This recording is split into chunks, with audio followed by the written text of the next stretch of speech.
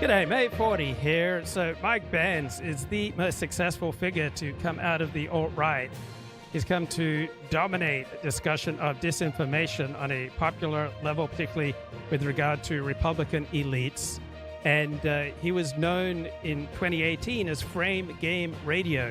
And as Richard Spencer declined in influence, and as the alt-right looked like it was falling apart in 2018, Mike Benz suddenly came on the scene, just dominated discussion, developed a huge audience, right? From his background as a corporate attorney, he was using the moniker Frame Game Radio, and Mike Benz is superb at the way he frames things, all right? We all have multiple identities, all right? I am an Australian. I am an American. I am a Californian. I'm a Los Angelino.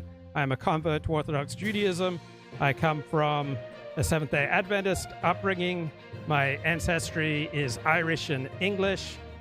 I have several generations of Australian roots. I'm a writer, a live streamer. I'm an Alexander Technique teacher. All right, we all have multiple identities. But with regard to his public work, it seems like the most important identity that Mike Benz has is as attorney, because he doesn't feel limited by facts. He's just great at formulating compelling stories. So the most successful romance novelists, for example, they meet the desires of their audience, right? They satisfy the emotions of their audience by telling their audience a story that they want to hear.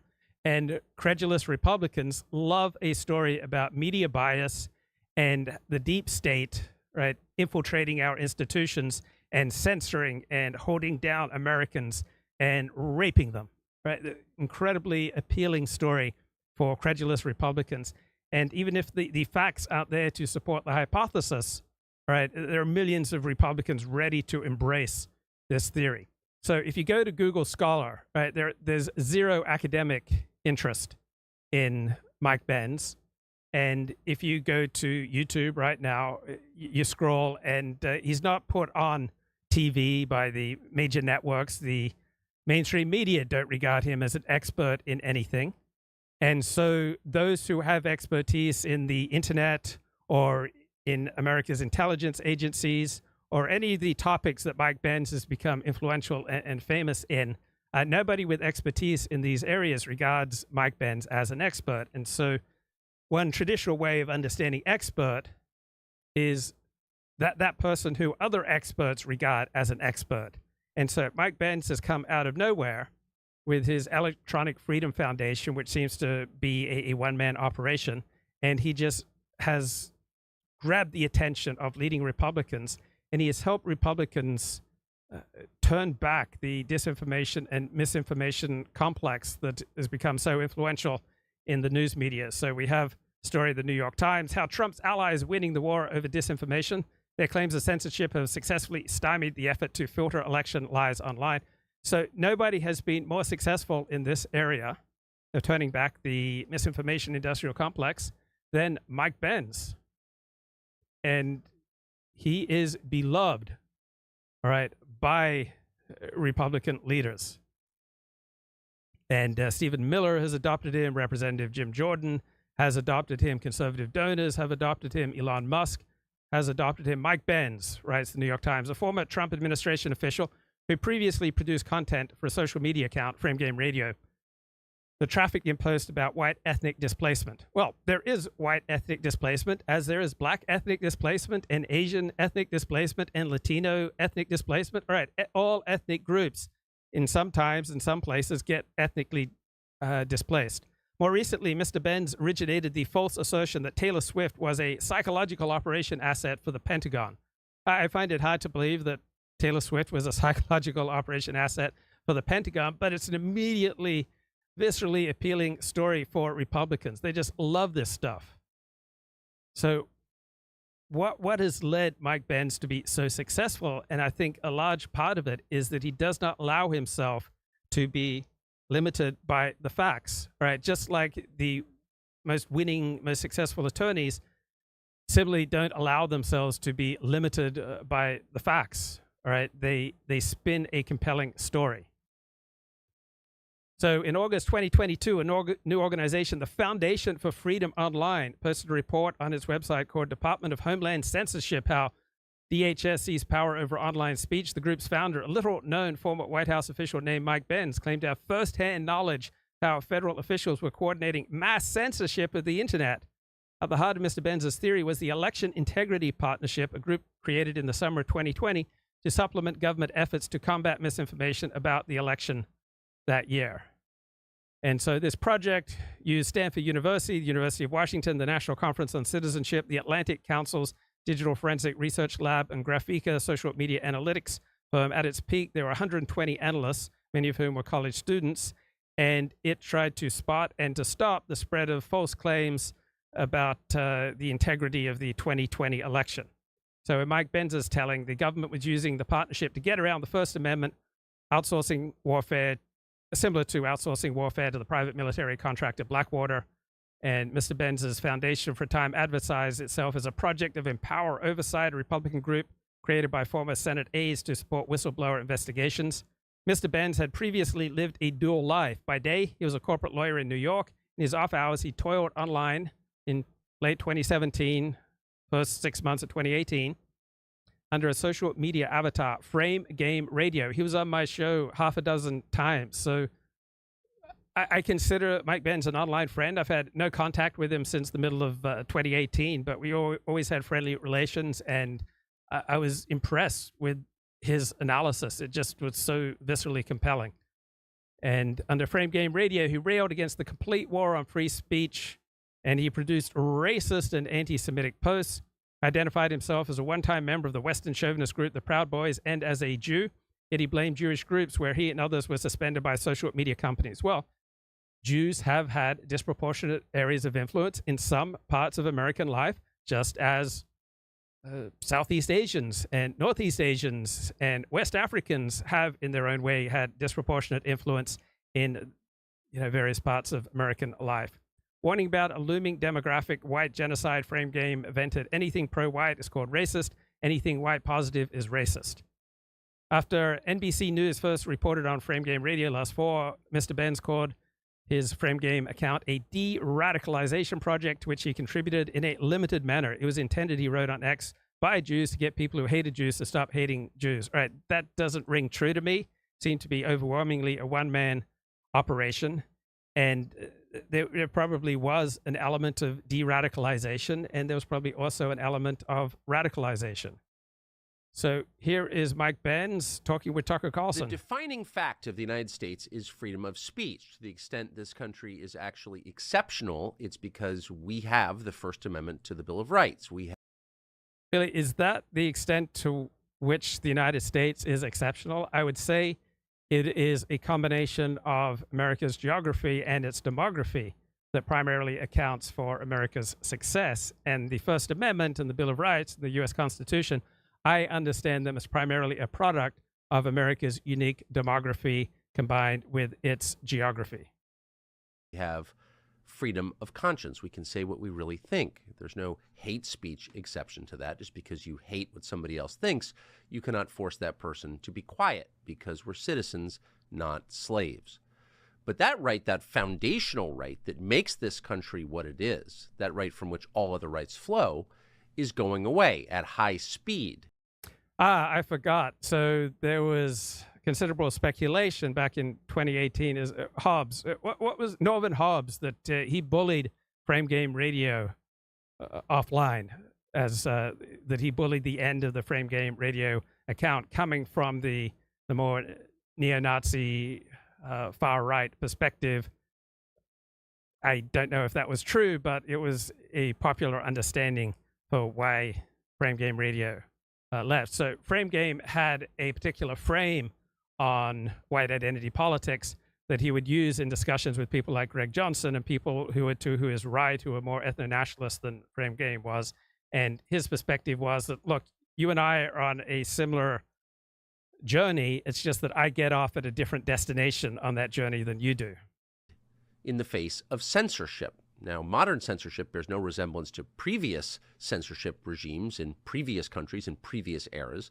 Our censorship is affected on the basis of fights against disinformation and malinformation. And the key thing to know about these is they're everywhere. And of course, they have no reference at all to whether what you're saying is true or not. In other words, you can say something that is factually accurate and consistent with your own conscience. And in previous versions of America, you had an absolute right to say those things. But because someone doesn't like them or because they're inconvenient to whatever plan the people in power have, they can be denounced as disinformation, and you could be stripped of your right to express them, either in person or online. In fact, expressing these things can become a criminal act and is. And it's important to know, by the way, that this is not just the private sector doing this. These efforts are being directed by the U.S. government, which you pay for and at least theoretically own. It's your government. But they're stripping your rights at very high speed. Most people understand this intuitively, but they don't know how it happens. How does So is the U.S. government stripping your rights to freedom of speech? Is Tucker Carlson talking about the truth here? I don't believe that he's primarily talking about the truth here. He is using a frame which is emotionally appealing.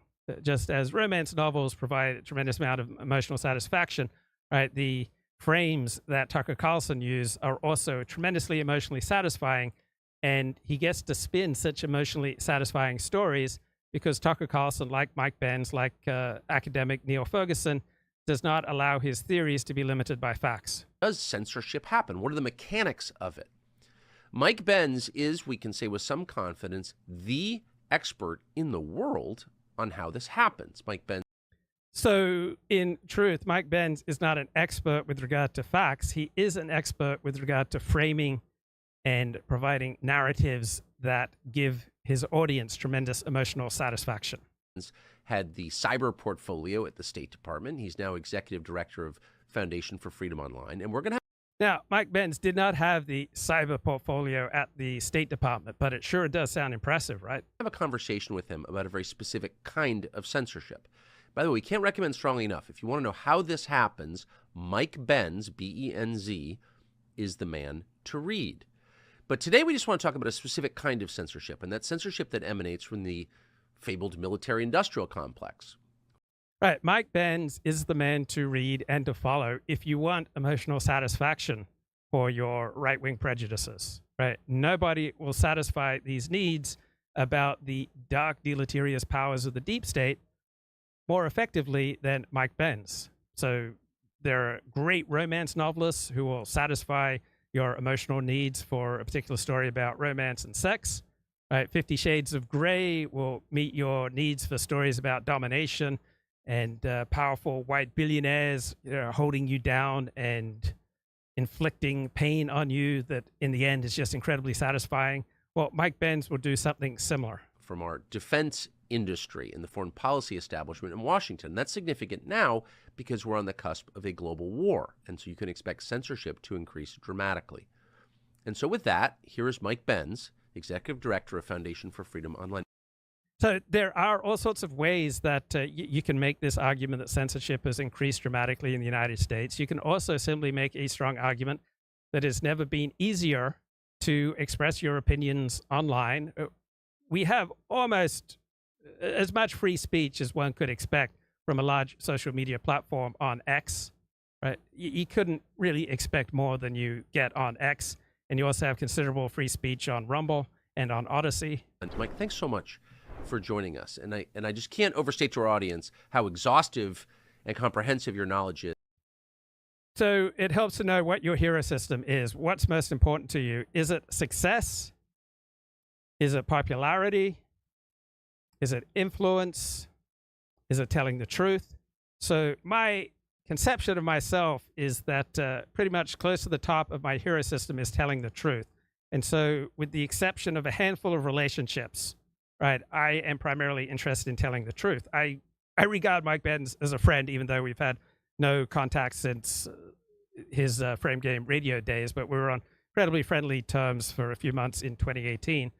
But there are probably only a dozen people in the world from whom I would restrict saying what I believe to be true. I don't consciously understand myself as restricting myself from saying any important truths on this show. I do couch them differently than I would in a private conversation. In a private conversation, I would not be nearly as careful in how I frame things and how I express things.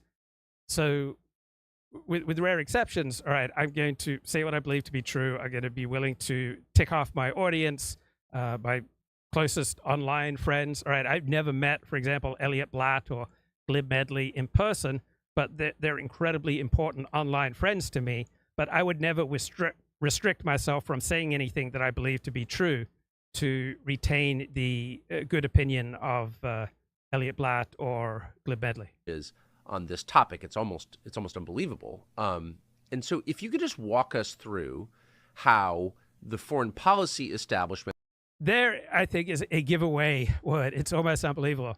Right? Mike Benz's narratives are unbelievable. Right? At a rational, empirical basis, they are unbelievable. But Tucker Carlson has just become incredibly credulous to any theories that he finds emotionally satisfying. Tucker Carlson believes that experts believe that Darwinian theories of evolution through natural selection are no longer dominant, no longer hold sway, and no longer respected. Right? This is just an absolutely insane perspective. But Tucker will just buy into any theory that he finds emotionally satisfying. And defense contractors and DOD and just the whole cluster, the constellation of defense-related, publicly funded institutions. So nobody with expertise in any of the areas that Tucker Carlson just talked about would regard Mike Benz as having expertise. Now, that doesn't mean Mike Benz is wrong, and I think that Mike Benz is often touching on deeper truths. He's touching on important issues, even though the basis for his claims may not stand up on an empirical basis, that there is a profound truth that he is getting across. If you just framed it differently, it would not be as emotionally satisfying, it would not be as influential, it would not be as successful, but it would get at truths that our institutions are dominated by people with a center-left hero system, right? The left, the center-left dominates our institutions, occupies the high ground of culture, and Mike Benz has a type of politics that I resonate with. Strip from us our freedom of speech. Sure. You know, one of the easiest ways. We haven't had our freedom of speech stripped from us, except if you want to use it in certain unpopular areas, then you'll have to deal with something that people have dealt with since our primitive tribal days 10,000 years ago. If you go against those with the power to hurt you, they will hurt you, no matter your First Amendment freedoms. To actually start the story is really with the story of internet freedom, and it switched from internet freedom to internet censorship because free speech on the internet was an instrument of statecraft almost from the outset of the privatization of the internet in 1991. We quickly discovered through the efforts of the Defense Department, the State Department, and our intelligence services that people were using the internet to congregate on blogs and forums, and free speech was championed more than anybody by the Pentagon, the State Department, and our sort of CIA cutout NGO blob architecture as a way to support dissident groups around the world in order to help them overthrow authoritarian governments as they were sort of billed.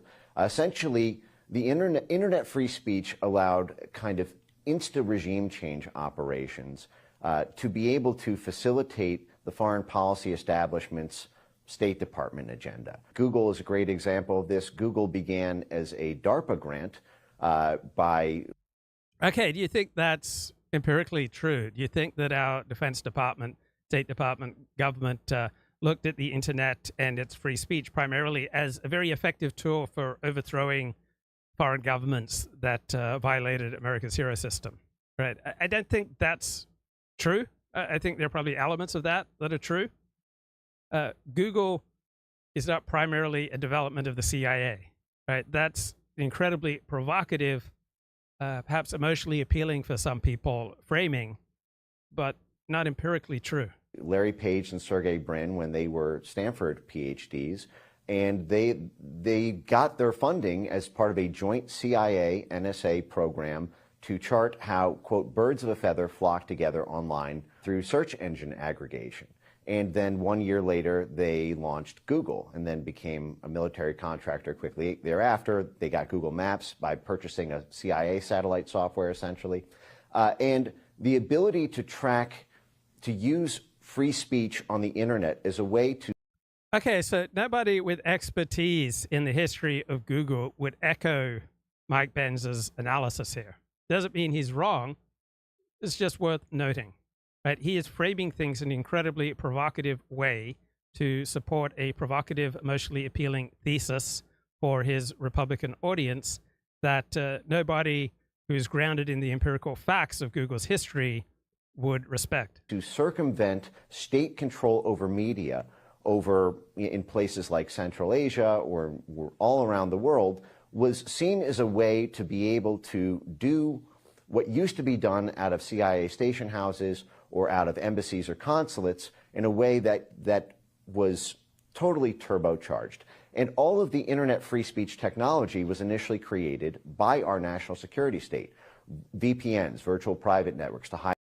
And does Mike Benz have any sources to back him up? Well, it's fascinating how sources are used to back up this narrative. So there is a new book out by a big opponent of Mike Benz and a focus of Mike Benz. In fact, the arch villain in Mike Benz's worldview is Renee DiResta, who used to be with Stanford University and its Disinformation academic project.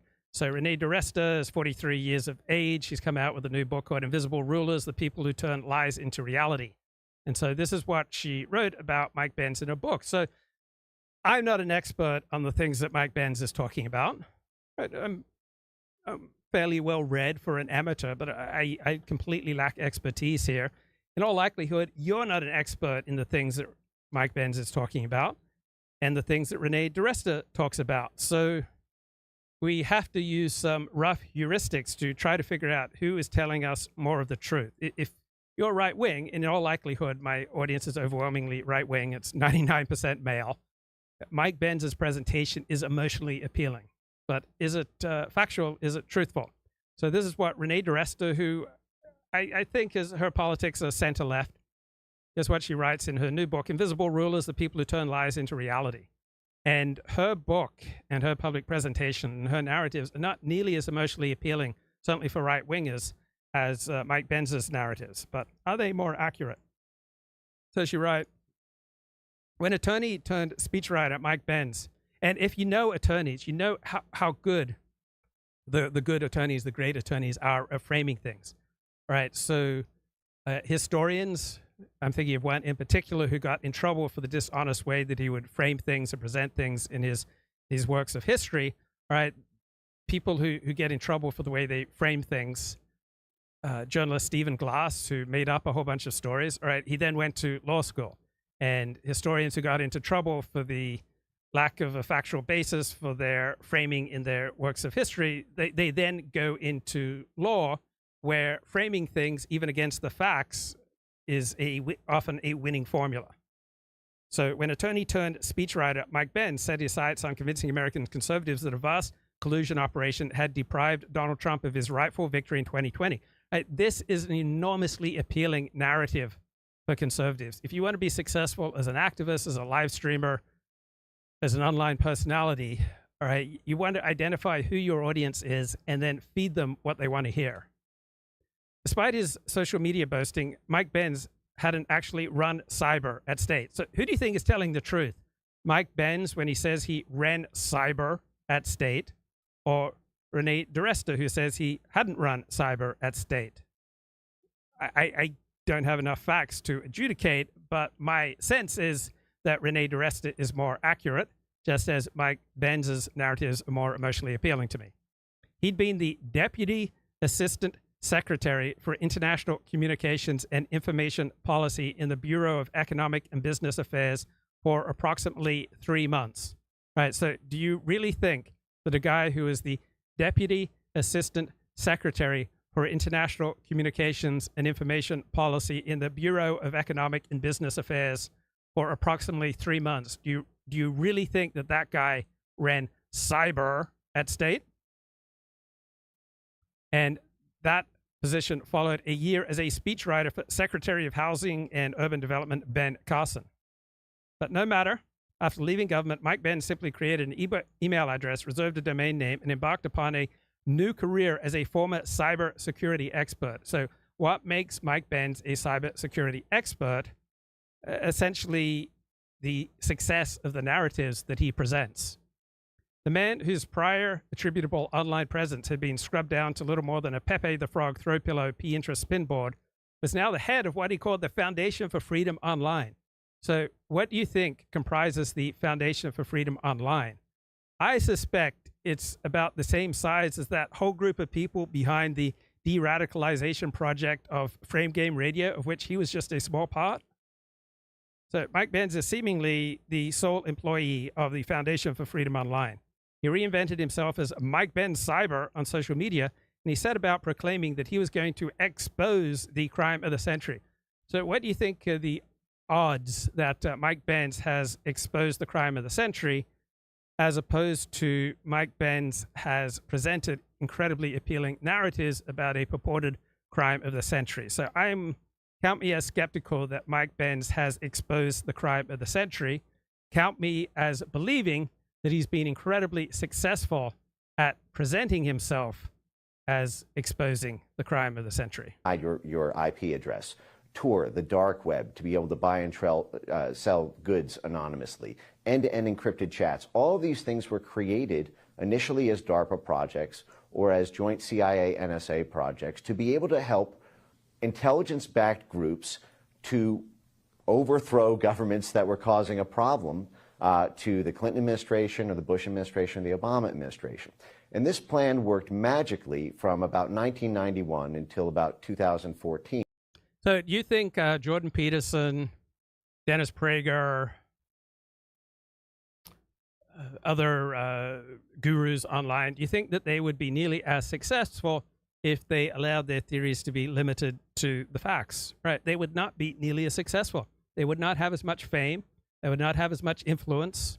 Right? They would not have as much furthered support if they simply limited their theories to what is factually true. Same with an entrepreneur like Neil Ferguson. Right? If he limited his theorizing to the facts, he would not be nearly as influential. So Mike Benz starts up the Foundation for Freedom Online. And the goal of the Foundation for Freedom Online, he wrote in a convoluted blog post, was to expose a vast collusion operation that he claimed had transpired between the government, academia, media, and tech companies. So who do you think is more on the side of the facts? Right, this Renee DiResta skeptical analysis or what Mike Benz is presenting? Right, just from where I stand, I find Mike Benz's presentation much more emotionally appealing, but I sense that Renee DiResta's analysis is more factually accurate. There had been a plot, Mike Benz alleged, to create a social media censorship bureau that targeted the speech of millions of Americans, particularly those on the populist right. At the center of this plot, the keeper of an AI censorship Death Star superweapon was the Election Integrity Partnership, EIP. And the Darth Vader in his Death Star analogy, that was me. Again, so who do you think is more faithful to the facts? Mike Benz's presentation of an AI censorship Death Star superweapon, or the more skeptical analysis from Renee DiResta? Strikes me that Renee DiResta is more factually accurate, but emotionally and politically, I'm far more on the side of Mike Benz. In Mike Benz's reality, the Election Integrity Partnership was in cahoots with the Department of Homeland Security, his old employer, the State Department, the Federal Bureau of Investigation, and big tech, and had colluded to censor tens of millions of tweets, 22 million to be precise, during our 2020 election work. So who do you think is factually accurate here?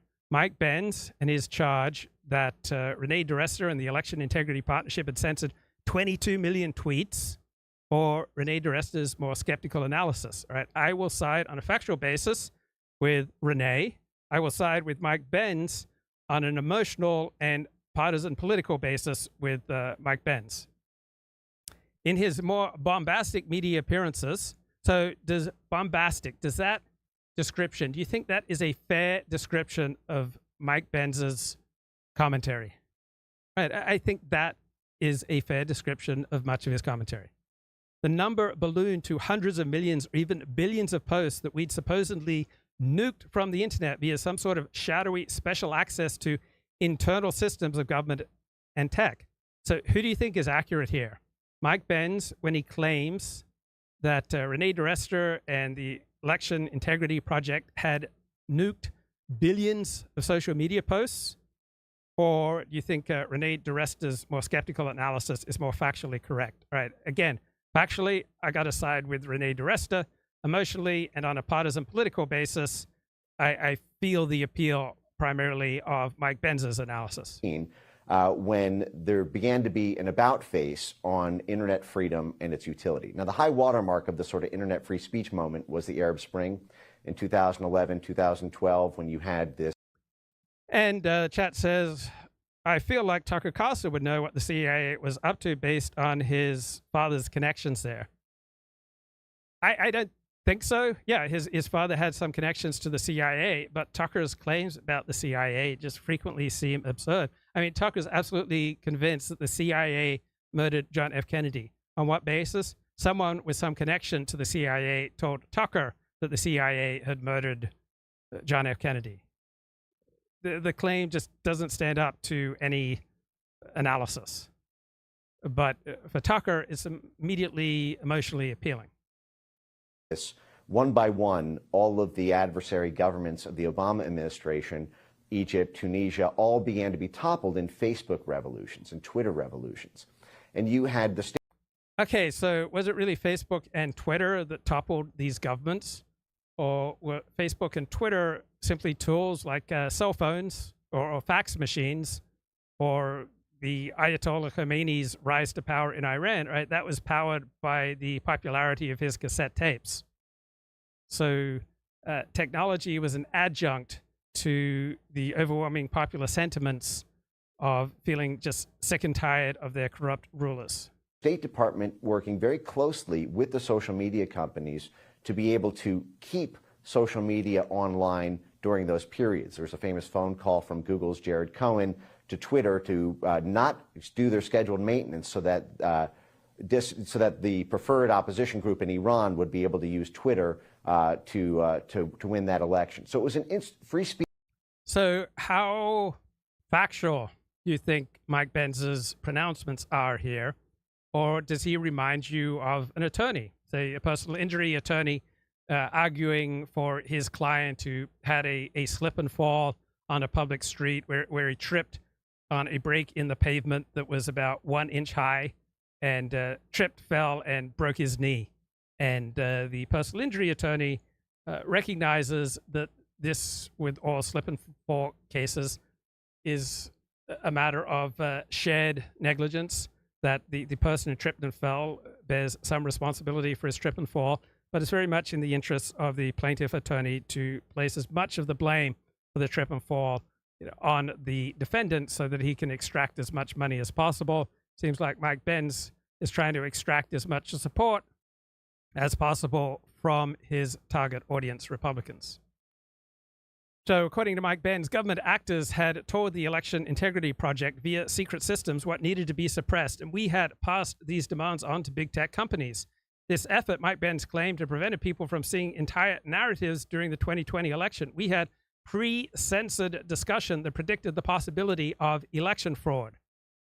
If this sounds like word salad served up by someone in a tinfoil hat, that's because it is. Okay, so who is more accurate here?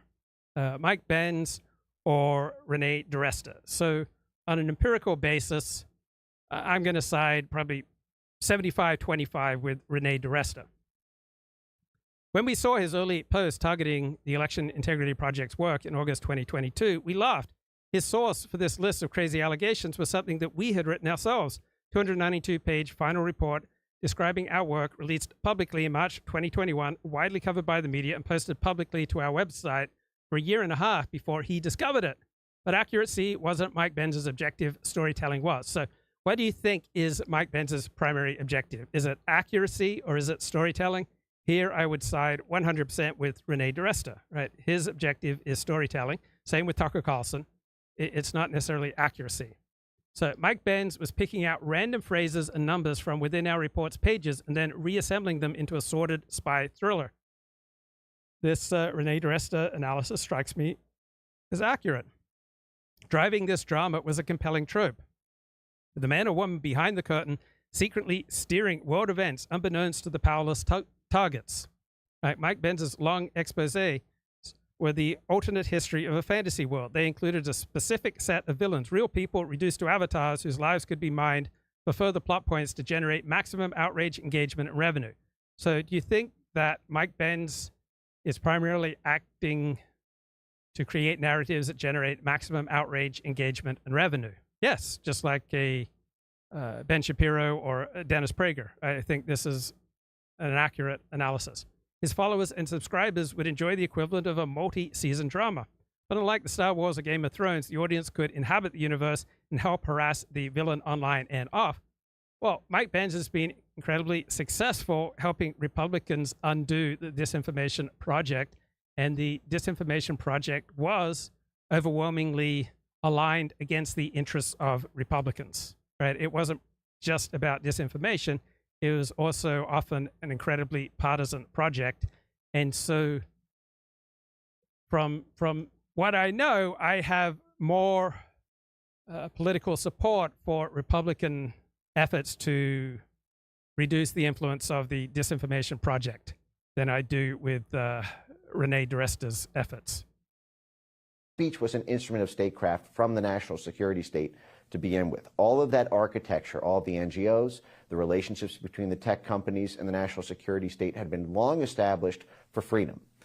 In 2014, after the coup in Ukraine, there was an unexpected counter-coup where Crimea and the Donbass broke away. And they broke away with essentially a military backstop that NATO was highly unprepared for at the time. They had one last Hail Mary chance, which was the Crimea annexation vote on in 2014. And when the hearts and minds... Okay, back to Renee DiResta's analysis. Mike Benz confidently presented his fantasy as fact. So does Mike Benz strike you as confident? If you remember his days as Frame Game Radio, did he strike you as confident? Mike Benz, like my father, like myself at time, get to present our ideas publicly with 100% confidence.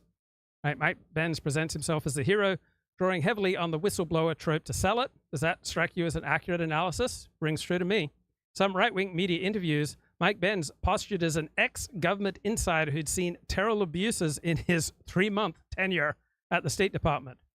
In other interviews, he was a concerned citizen who'd been investigating the rise of a vast censorship apparatus for nearly a decade.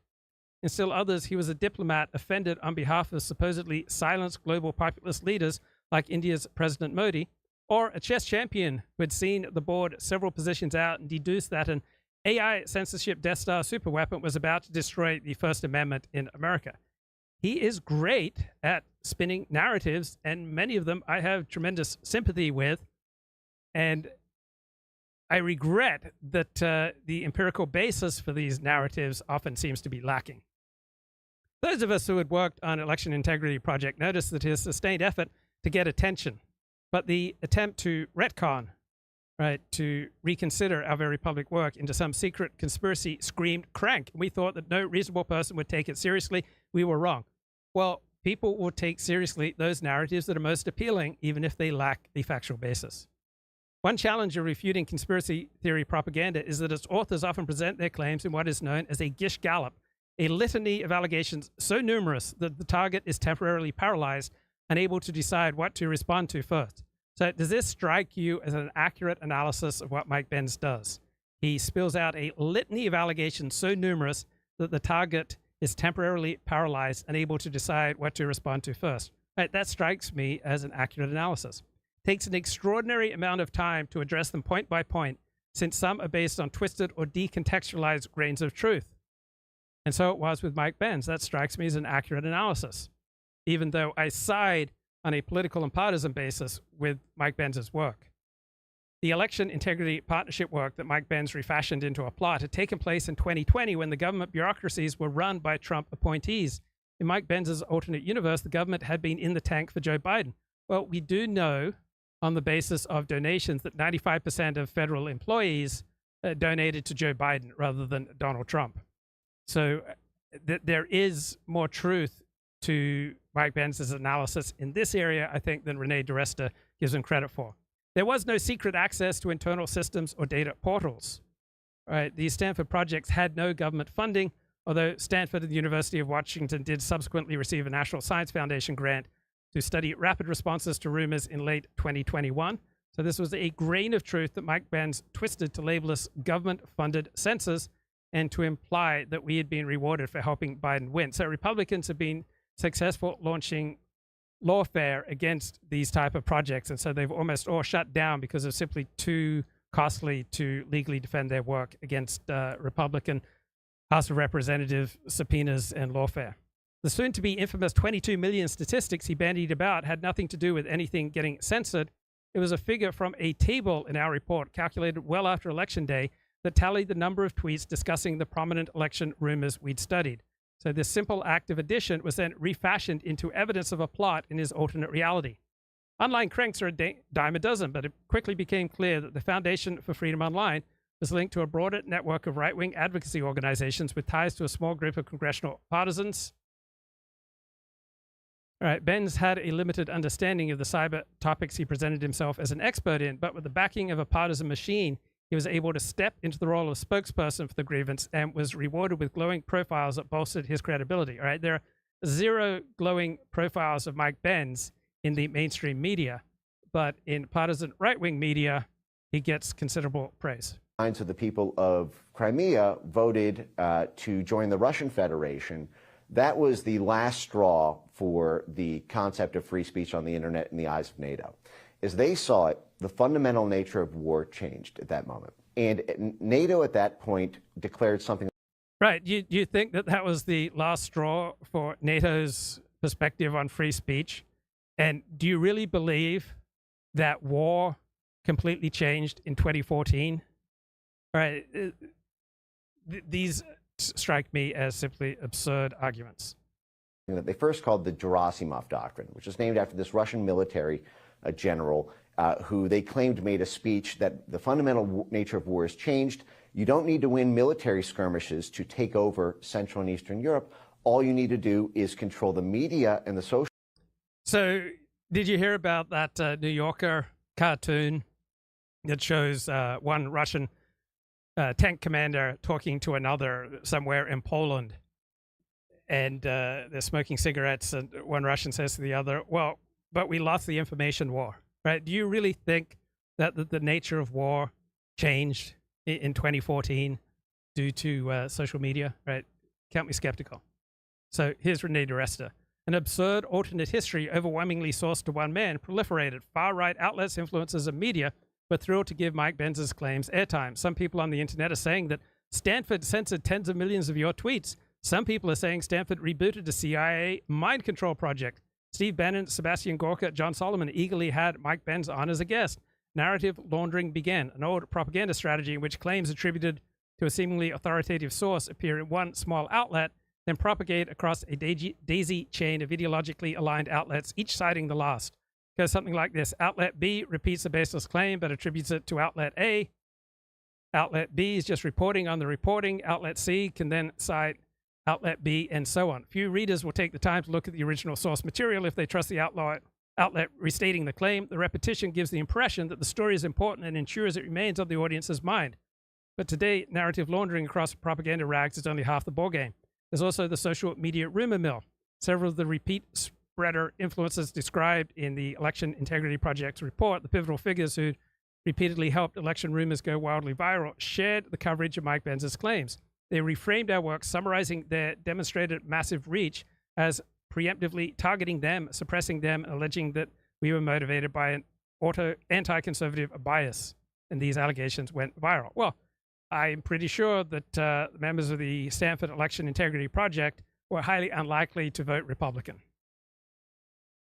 As the lies spread, they ignited harassment from the influencers' fans. So do the activists in the Stanford Election Integrity Project, they wanted to have an effect on the real world, and their effects were going to be negative for Republicans, right? Did they see themselves primarily as objective truth seekers, or did they understand themselves as partisan activists? They see themselves as objective truth seekers, but their effects were highly partisan. Did they think that by participating in public life, they would then be exempt from blowback by those they hurt? Right? If you participate in public life, and for the best and the most true of reasons, right, you hurt some people, there will be tremendous blowback against you. If you can't take the heat, then do not participate in public life. If you want to influence public policy, right, there will be public blowback against you and private blowback against you from those you hurt. So don't play in the public arena if you can't take the blowback. Right, so as the lies spread, they ignited harassment from the influencers' fans. So yeah, where would you expect that you'd be exempt from blowback when the net result of your work was negative for conservatives? People who were turned into villains in this alternate history were battered with outrage, abuse, and threats. So why would you expect that you could shape public events and then be exempt from harassment? Growing interest from partisan politicians was setting the stage for harassment from another entity, the political machine. This was not accidental. Mike Benz's avowed goals, plainly stated on his blog, was to have a congressional committee armed with subpoena power investigate the villains he described in his reports. And he was successful. Right? Republicans in this area outplayed these left-wing academics. Mike Benz's cosplay as a cybersecurity whistleblower would have real-world consequences for me and my colleagues. Why is she surprised that her partisan, in effect, efforts online would result in consequences? Where would she expect to be free from consequences simply because she views herself as an objective truth seeker? Even the people in the world best equipped to understand the mechanics of these Kafkaesque claims would have a difficult time refuting them. It takes an order of magnitude more effort to debunk BS than it does to produce it. Yes, the real world isn't always kind and fair. After right-wing media picked up Mike Benz's BS for several weeks in a row, we put up a detailed post on the Election Integrity Partnership's blog on October 5, 2022, patiently explaining what he'd got wrong, but the outlets that covered the crank theory were undeterred. Well, the news media ran with the narrative that police are systemically racist against black people in 2020, and in 2014, they sympathetically covered the rise of Black Lives Matter, and as a result, they ignited a substantial decrease in policing and a substantial upswing in murder and reckless driving that cost tens of thousands of additional deaths in the United States between 2020 and the present day.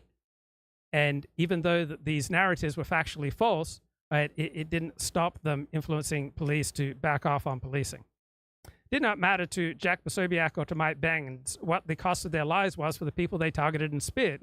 Well, does it matter to mainstream media and leftist academics what the cost of their partisan work is to people that they might target and smear? What mattered was keeping fans engaged, aggrieved, and subscribed. Yes, Mike Benz and Jack Posobiec are sometimes incredibly effective and influential with regard to their activism. Social media ecosystem, because that's what controls elections. And if you simply get the right administration into power, they control the military. So it's infinitely cheaper than conducting a military war to simply conduct an organized political influence operation over social media and legacy media. An industry had been created that spanned the Pentagon, the British Ministry of Defense, and Brussels into a organized political warfare outfit, essentially infrastructure that was created, initially stationed in Germany and in Central and Eastern Europe, to create psychological buffer zones, basically to create the ability to have the military work with the social media companies to censor Russian propaganda or to censor domestic right-wing populist groups in Europe who were rising in political power at the time because of the migrant crisis. So you had the systematic targeting by our State Department, by our IC, by the Pentagon, of groups like Germany's AfD, the Alternative for Deutschland there, and for groups in Estonia, Latvia, Lithuania. Now, when Brexit happened in 2016, that was this crisis moment where suddenly they didn't have to worry just about Central and Eastern Europe anymore. It was coming westward, this idea of Russian. So Mike Benz is a more effective version of Charles Johnson.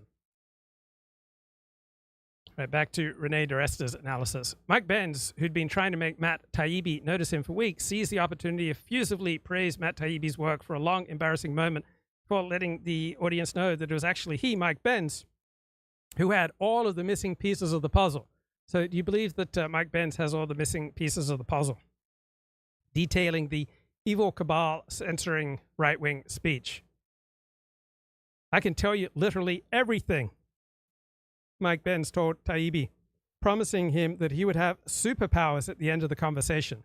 In a rambling monologue, Mike Benz breathlessly recounted the alternate history so painstakingly crafted, fixated on me, Renee DiResta. I was the puppet master of this vast cabal with special privileged access to DHS's 24/7 cyber mission control and DHS FBI powers.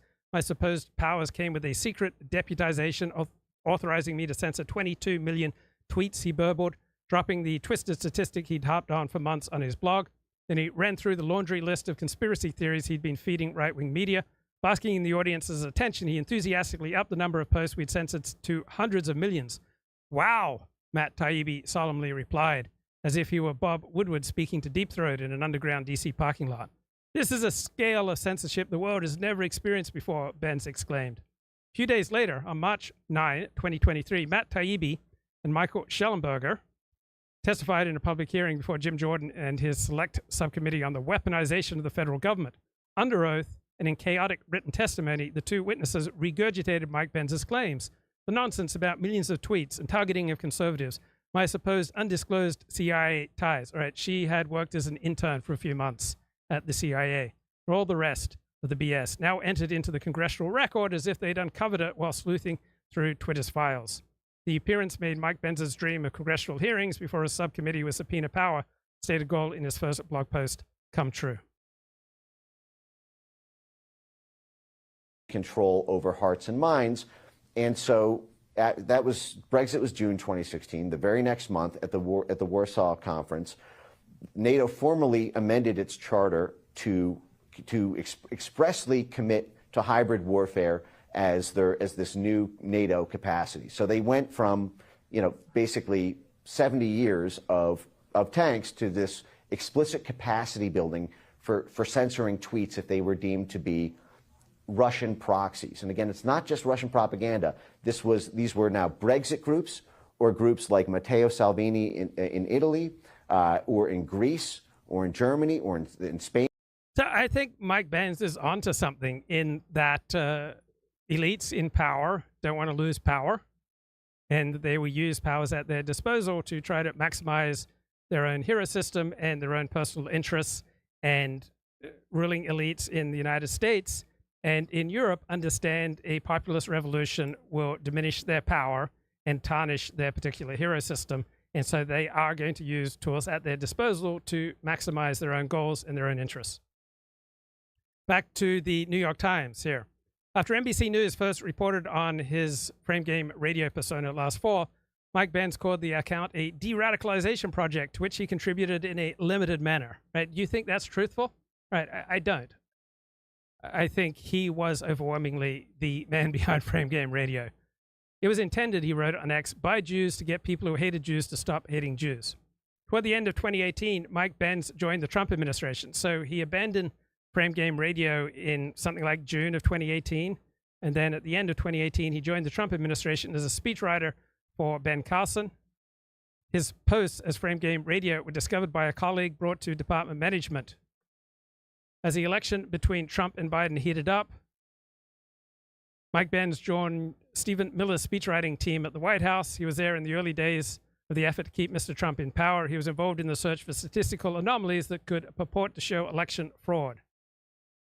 In late November 2020, Mike Benz was abruptly moved to the State Department as a Deputy Assistant Secretary for International Communications and Information Policy. So Mike Benz is incredibly impressive at the way he plays the game, in that the Trump administration knew of his frame game radio online work and yet kept using his expertise. It's unclear precisely what he did in this State Department role.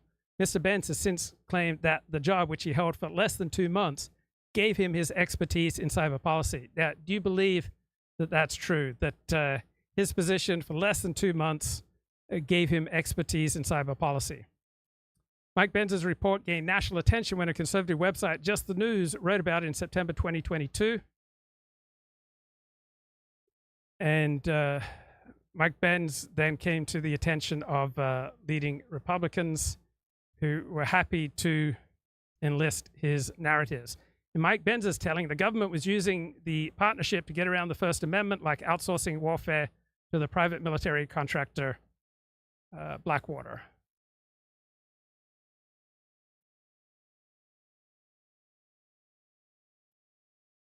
In March 2023, Mike Benz joined a discussion with Matt Taibbi on Twitter, co-hosted by Jennifer Lynn Lawrence, an organizer of the Trump rally that preceded the riot on January 6th.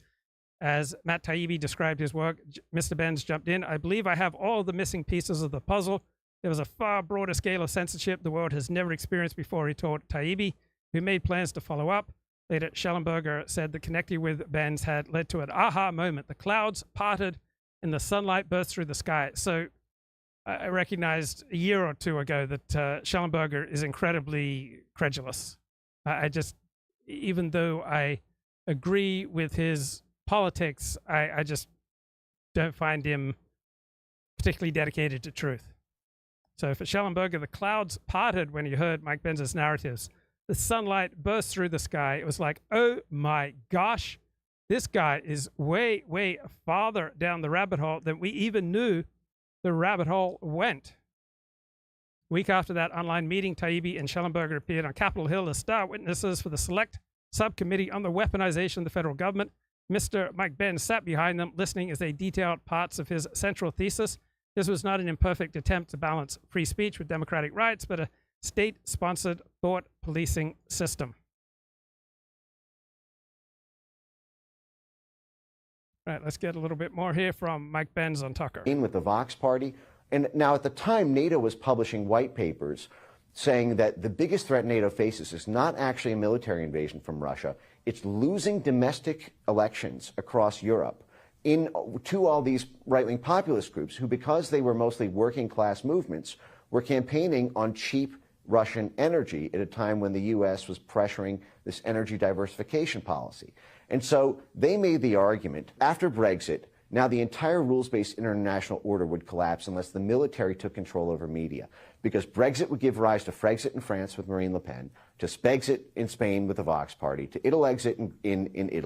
So do you believe him when Mike Benz realized that the powers that be in NATO came to the conclusion that the military had to take control of news media? Right. I don't think that claim would stand up to a factual analysis. Italy, to Grexit in Germany, to Grexit in Greece, the EU would come apart, so NATO would be killed without a single bullet being fired. And a great comment here from Cal. Why is it that so many people have serious criticism in one domain and completely unhinged in others? Well, it's the same reason that people may be disciplined in their finances but undisciplined in their sex life, or people may be disciplined in their sex life but undisciplined in their family life. All right, we don't have moral character that transcends domains. What we do have usually is domain-specific character, right? In certain domains, we may be careful. In other domains, we may be reckless. In other domains, we may be moderately careless. In other domains, we may be moderately conscientious. Right? We don't tend to have moral character that extends across all domains. So people might be incredibly careful and conscientious with regard to what they say about one area of public life, and then also reckless with what they say about other areas of public life. Right? People are a mixed bag.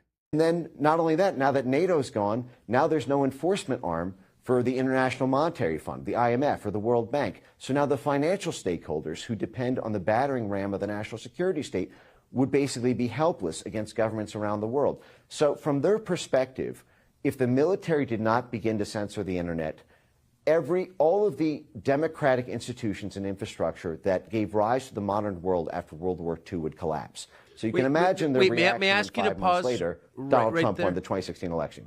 So you just told a remarkable story that I've never heard anybody explain.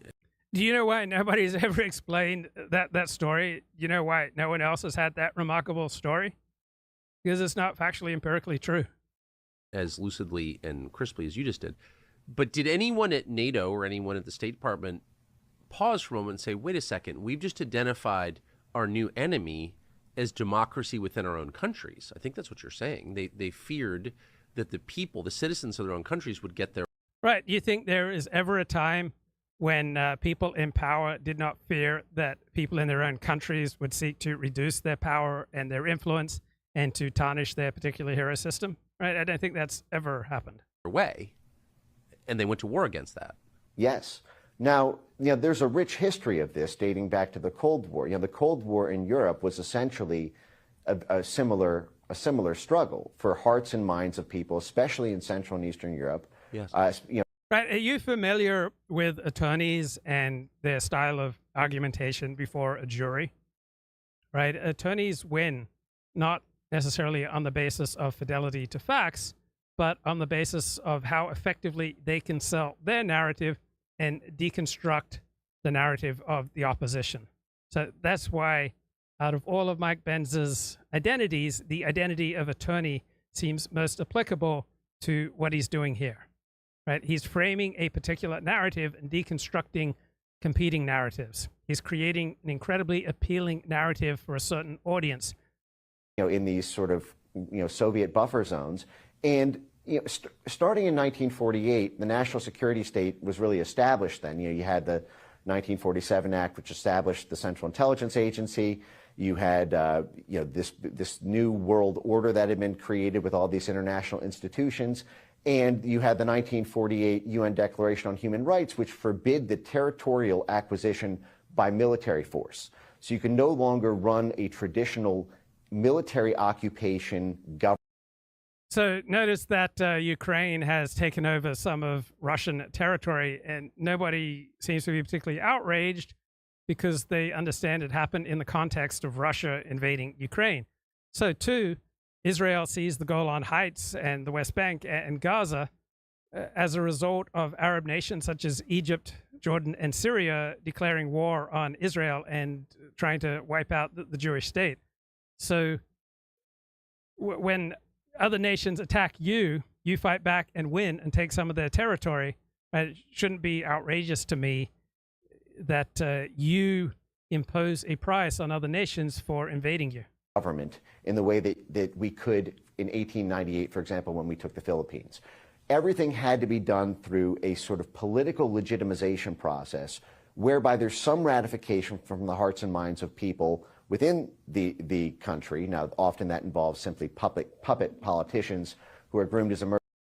So on a factual basis, I don't trust anything that Mike Benz says. Right? I'm sure sometimes he's factually correct, but overall I'm just highly skeptical. But on an emotional basis, a political basis, a partisan basis, I resonate with what he's saying. I want him to succeed because his politics are pretty similar to mine. So my hero system is, as I perceive it, understand it, is I put telling the truth publicly is about the most important value. It's more important than, for me, activism, networking, friendship, and success. So if Mike Benz or Dennis Prager or Ben Shapiro or Neil Ferguson, if they allowed their theories to be limited by the facts, right, they'd have very little influence. But as activists and gurus, these guys are incredibly, wildly successful. Andrew Gelman, the Columbia University statistician, said about Neil Ferguson, I think the same analysis applies to gurus such as Jordan Peterson, Dennis Prager, and activist Mike Benz. Being willing to stretch the truth, not by flat out lying, but rather by following a general practice of not checking statistical and historical claims, gives Neil Ferguson extra researcher degrees of freedom, right, to pursue what he wants to theorize about. Academia has what might be called the John Yoo line, the point at which nothing you write gets taken seriously, and so you might as well become a hack because you have no scholarly reputation to protect. All right, that's Andrew Gelman. That's an awesome analysis. All right, the John Yoo line. He is the attorney who developed the Bush administration's policy on torture, and then he moved to the University of California at Berkeley Law School.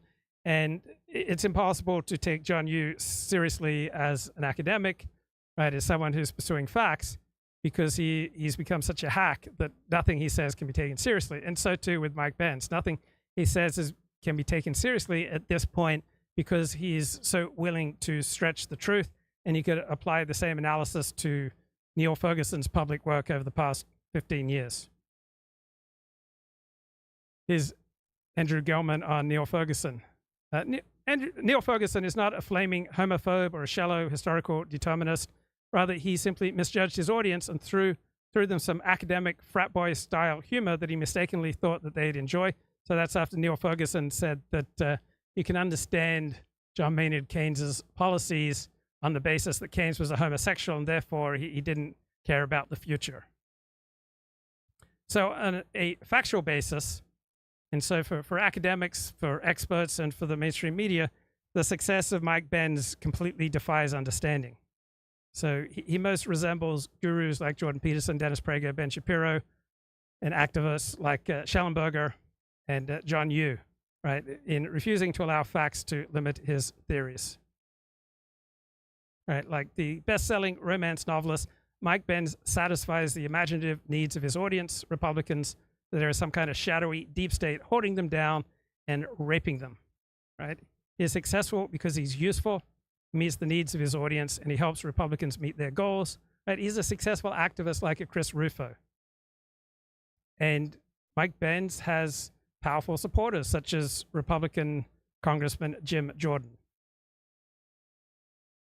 So I find it fascinating. Nobody with any relevant expertise recognizes me, nor Mike Benz as possessing any expertise in their field of expertise. And experts are usually those who other experts regard as experts.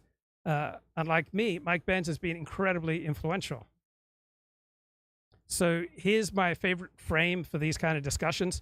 People did not evolve to be gullible, right? This deflates hysteria on both sides of the disinformation, media influence, academia influence debate. So by contrast with Mike Benz's frame that his alt-right days were simply a de-radicalization project, Richard Hanania had a much more convincing explanation. He said, I truly sucked back then when I wrote for various alt-right publications. Emerging leaders by our State Department, but the battle for hearts and minds had been something that we had been giving ourselves a long moral license leash, if you will, since 1948. One of the godfathers of the CIA, George Kennan, at 12 days after we rigged the Italian election in 19... So if I'm primarily interested in truth, then it's a complete waste of time for me to listen to Mike Benz, Dennis Prager, Ben Shapiro, Jordan Peterson, and the like.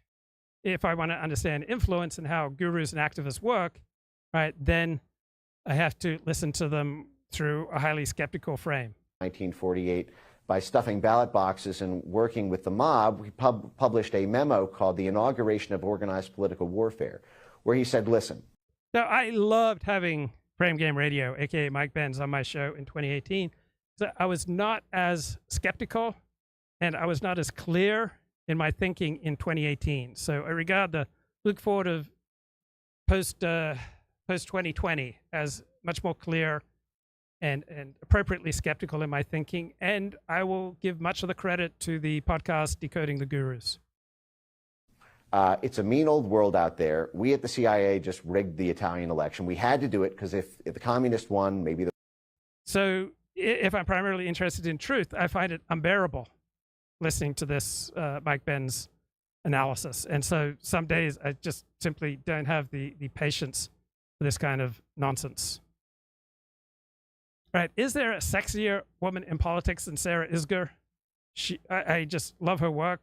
She's a graduate of Harvard Law School, I believe. She's on her second marriage. She's a mother of 2 kids. She's in her early 40s. She hosts a podcast for The Dispatch.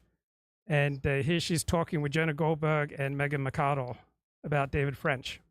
The price gouging is what makes the generators and the ice All right, this is Megan McArdle speaking, and she's talking about how Kamala Harris has run into the first skeptical media coverage, and for the first time, she is dipping in the polls. All right, her margin against Donald Trump has started dropping over the past few days. So the elite media, for the first time, have given her some bad press as she is spinning out these price control narratives that seem to make for great politics, but also for bad policies. Be in the disaster area. And if you didn't have price gouging, the prices would be lower on the things you couldn't buy, right? But that she's not actually going to do anything. And as long as it sounds popular, why not? The important thing is to defeat Trump. But in fact, like, Biden tried this over and Okay, claim in the chat, decoding the gurus are cranks. So what's the basis for your analysis? over and over again. And it did not have any measurable impact on people blaming his administration for inflation. Now, some of that blame was in fact unfair. A lot of it really was just supply chain stuff. Some of it was money that had built up in bank accounts under Trump, all coming out after the pandemic ended. So Megan McArdle is center right, and she's a never Trumper. The end of the day, like, politically, it was not an effective slogan. And it signals to me both an unseriousness about economic policy that worries the hell out of me. But more broadly, it sort of signals that she is willing to say dumb things that promise really bad policies on the assumption that she won't have to do anything about it. And in fact, like, that has not always turned out to be true. Sometimes you promise a dumb policy, and then if you don't do it, voters get mad. And so you do the dumb policy. And you have, you have seen this with things like Joe Biden's student loan forgiveness. I promised this thing. It is bad policy. So what if I did it in an unconstitutional way and then made courts roll it back so they get blamed instead of me, right? Bring Kip back to the show. Kip, what's going on, man? Hey, man, I just wanted to say congratulations on Raygun, first and foremost. I don't know how much you had to do. I don't know if that was exclusively a Luke 40 production, but I appreciate what you did there. Yeah, I worked with her extensively. On her breakdancing routine. Well, I was having lunch yesterday with 51 intelligence experts, and they didn't think it was Russian disinformation, but they did think it was a Luke Ford production. So I just, we'll put that in our for whatever it's worth category. I got a cat here who wants to be famous, but I wanted to push back a little bit. I think you were kind of being a little bit tough on Benz and guys like Schellenberger. Both Hebes, by the way, right? Those are both members of your tribe. Am I right? I believe so. Okay. Well, I was just you telling us Renee the Skirt's opinion on him is the same as Rosie O'Donnell giving her opinion on Donald Trump. Or Robert De Niro doing the same. So I get what you're saying, but I think we want to check a couple of different sources before we discount him wholeheartedly like that. Another thing is I think one thing that you and I definitely disagree on is I saw through the course of business how people are malleable, and you seem to think that they're so doggone rational that it's few and far between that can be manipulated. Am I true in saying that's a distinction between us? Yeah, that's a major distinction. I wouldn't phrase it quite as you did. I would argue that people did not evolve to be gullible, and you believe that people did evolve to be gullible. Yeah, well, I just going back to the times of Babylon, Sumer, whatever. I just know that really, since the time people were put in cities and they started coveting oxes, wives, things like that, it brings out the worst in people, and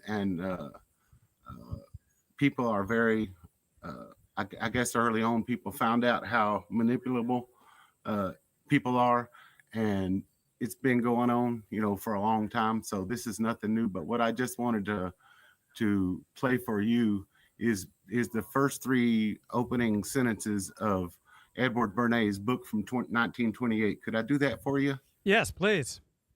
Okay. I'm not as technical as you, but I'm gonna try. Okay, Edward Propaganda Bernays. by Edward Bernays. Chapter 1. Organizing Chaos. The conscious and intelligent manipulation of the organized habits and opinions of the masses is an important element in democratic society. Those who manipulate this unseen mechanism of society constitute an invisible government, which is the true ruling power of our country. We are governed, our minds are molded, our tastes formed, our ideas suggested, largely by men we have never heard of. This is a logical result of the way in which our democratic society is organized. Vast numbers of human beings must cooperate in this manner if they are to live together as a smoothly functioning society. Our invisible governors are, in many cases, unaware of the identity of their fellow members in the inner cabinet. I just wanted to give you that as food for thought. Let me make sure we're back on board again, because people are very malleable, very malleable. So I don't think. I just think that's an interesting opening for his book in 1928, Propaganda, and that was before the man with the funny mustache made propaganda a bad word.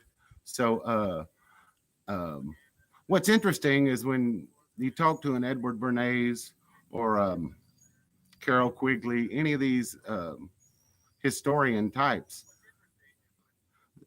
they will say it's a good thing. You know what I mean? They're all for it. So they don't even doubt it. They just want to be on the right side of things when it comes to stuff like that. So do you have any opinion to those opening sentences? Yeah, I've got a lot of opinions. First opinion is that he is presenting an emotionally appealing narrative, just like 50 Shades of Grey, that resonates with many women because it satisfies their feelings. And this is an emotionally appealing narrative because he's speaking to an above average IQ audience and he's giving them a basis for their disgust and feeling of superiority to the masses who are so easily malleable. But let me ask you some questions. So what's your experience with how easy people are to manipulate? My firsthand, real life, empirical experience is that I have found it very difficult to manipulate people against their interests. But my prime story about this is when there was a lunatic asylum near me, and these lunatics would be released to go for a walk to the candy store, and they'd buy cigarettes and candy, and they'd be listening to the radio as they walked by, and I would try to bargain with them for their radio, and I'd offer them my underwear in exchange for their radio, and these lunatics never fell for it. Like, even lunatics refuse to operate against their interests. What's your firsthand experience with persuading people to operate against their interests? Well, you do it in a way to where you make it seem that it isn't, that it is in their best interest. So I guess the best way to answer that is many moons ago, probably in the 80s, Stephen Covey put out the 7 habits of highly effective people. And they're all just basic habits. I think, like, be proactive, begin with the end in mind, seek first to understand, then seek to be understood. Very, very simple things. But if you would but I'm going to say people like me are programmable, because I listened to his tape over and over. And I also got some tapes from the president of the Better Business Bureau where he was sitting down with someone doing some role playing. And I paid damn close attention to the objections that were coming up and the way they diffused those objections. And I'm just going to tell you, Luke, there was a clear, before I started doing that, I would go see 20 people in the course of a week, trying to sign them up for the Better Business Bureau. $300. It's an intangible. So you're having to prove to them that it's worth the money, because it's damn sure an intangible. So I was batting about 7 for 20 or 8 for 20. And then all of a sudden, after about 2 weeks, I hated Monday, because Monday was what they called appointment setting day.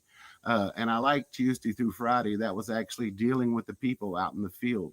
But I hated sitting in that office on the phone. So I asked the president of the local bureau. What does she suggest I do? She told me A, B, and C, and I did it. I got those tapes from Stephen Covey. I got those role-playing tapes from the people there at the Better Business Bureau, and I implemented them. And I mean, in my head, I apparently had built a perfect mousetrap because I was able to instill value in those people. And I went from going like 7 out of 20, 8 out of 20 to now I only had to worry about staying around Mondays for half a day because I could set 10 or 12 appointments, and then I could go out and close all 10 or 12 of those appointments. And you know, that'd be about $1,200-1,300. And that's all I needed. I was a young man at the time. So it worked because the people had no defense for it. You were taking their defense mechanisms away. So I'm just saying it works. I don't know, you know, on the level of Edward Bernays, you know, the basic technique is when they got women to get women to smoke cigarettes. He paid A.A. Brill to say, what does a cigarette mean to women? And that guy came back and he said it's a symbol of a male's penis.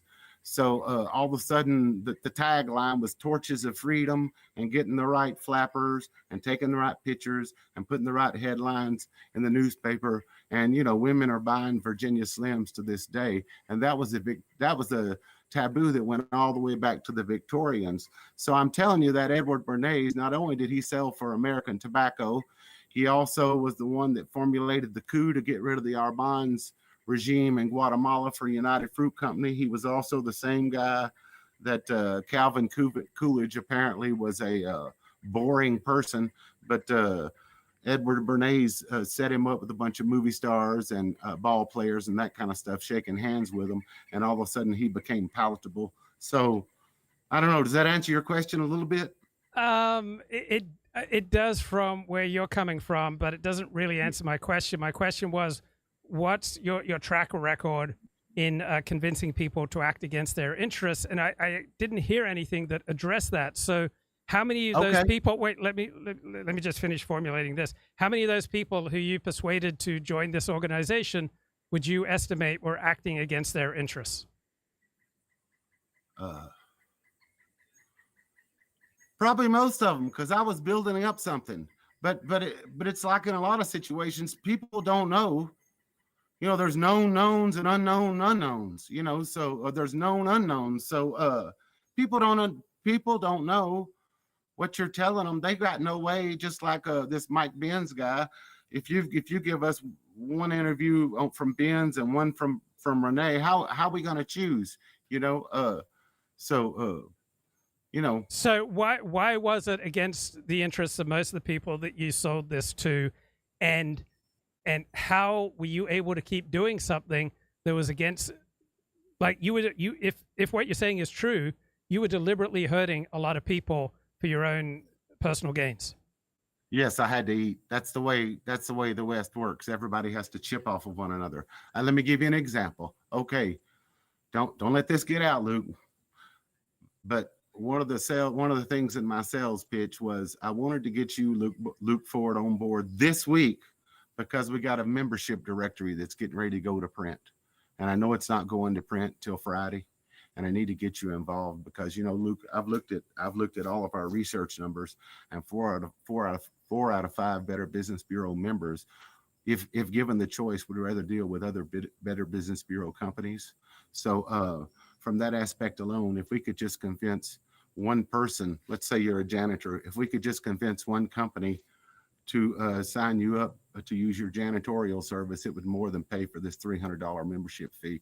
I want to get you on board to let you see the benefit of that. Now, I hadn't had to give that spiel in like 30 something years, but that's the kind of stuff. You're infusing value that really isn't there. And it happens every day on every TV channel. So they were paying $300, and to what extent did they get value for that? Because they must have seen some value in it, but you know better. In reality, what they were getting was a sticker to put on the front of their business. And then gosh, that was pretty much it. They were also, whether they Okay, realized wait. it or I not. know a lot of people who will spend hundreds, even thousands of dollars to get a sticker to put it on top of their business because Right. they, for reasons that strike me as possibly completely empirical and true, recognize the value in those stickers. Right, I get you now, and it would. I can tell you that the market that I had come from in Tennessee there was name recognition for the Better Business Bureau, but the area I had went to in North Carolina to sell their services had absolutely no name recognition. So, I mean, that was nominal at best as far as The Better value Business Bureau, you're saying the Better Business Bureau has no name recognition in some areas?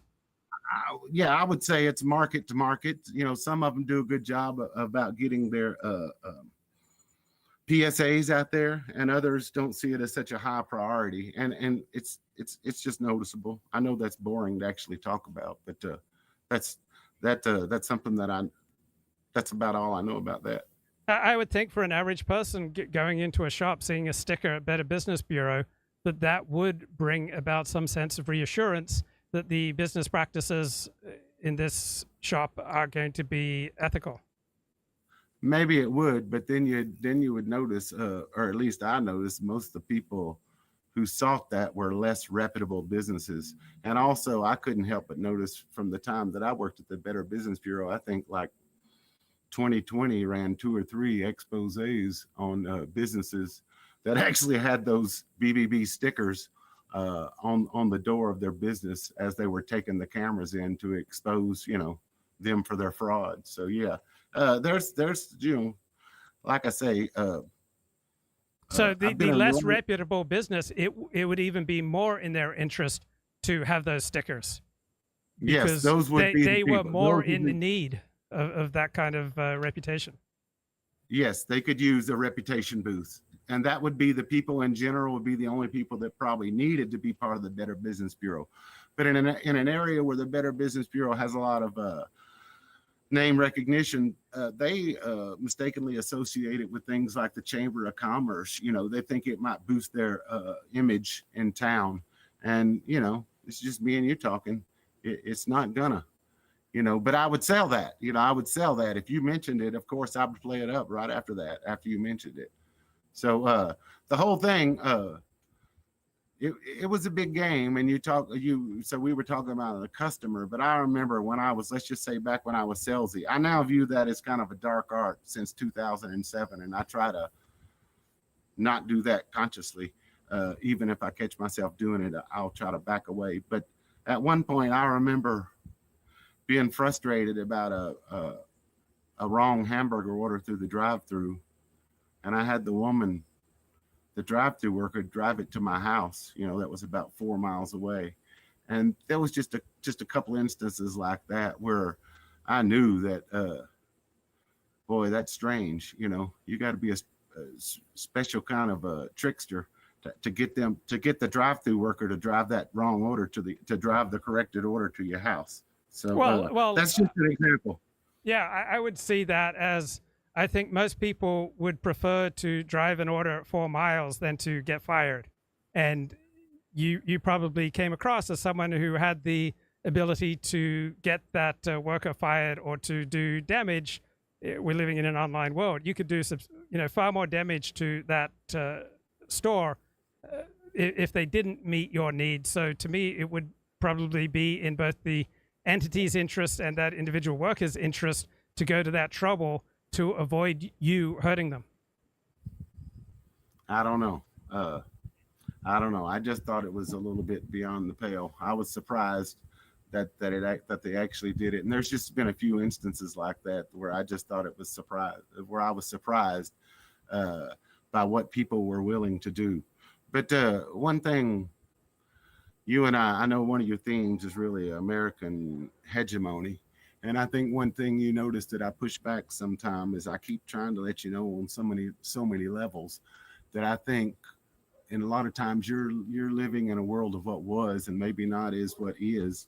And I just think that, like out there in California where you live, they've got no real political will to even imprison their criminals. Have you noticed that?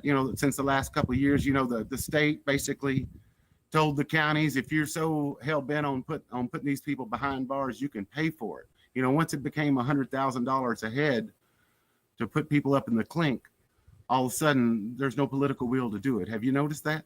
Yes, in California and in New York, there has been a substantial swing against enforcing the law and punishing criminals, but now there's a substantial swing back. So there's a substantial movement in California, even among leading Democrats, to return to stricter enforcement and stricter punishment. Right. And one of the things you were talking about, I asked you about hot wars, going to Tehran and Moscow, and I think you said, well, that might touch off a nuclear war. But what I was trying to touch on is just the fact that the American psyche has hit the easy button. We've hit the easy button so much that I don't think we're psychologically built for those news reports coming across every night that 16 Americans were killed, 16 American servicemen killed in action in whatever town, and another drone strike here.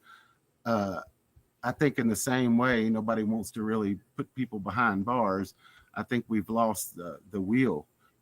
We've lost the will to do a lot of things, but I'm just trying to give you an example. That's another example of, I think after 30 days of hearing reports of dead Americans, people would not like that, and it would be I think from the inside, America would have a hard time fighting a war. That's what I'm trying to impress upon you. What do you think about that, Will?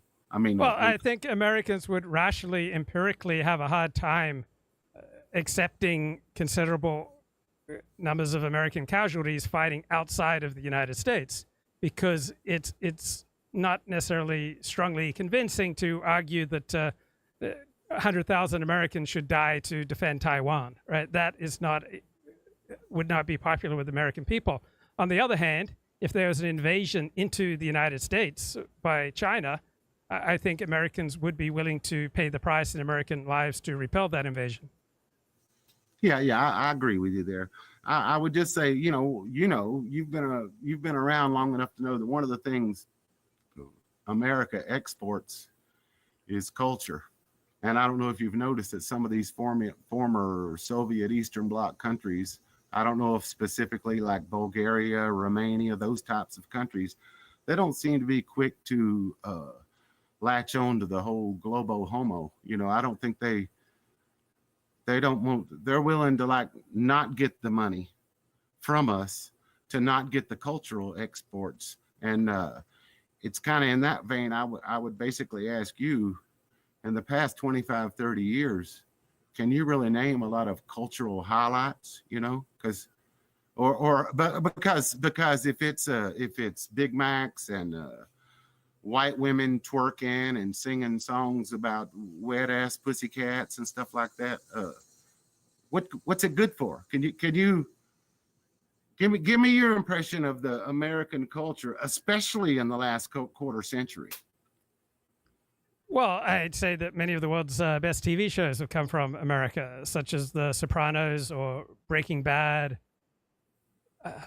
So I think we tend to make the best TV, not just middlebrow and lowbrow, but also more highbrow.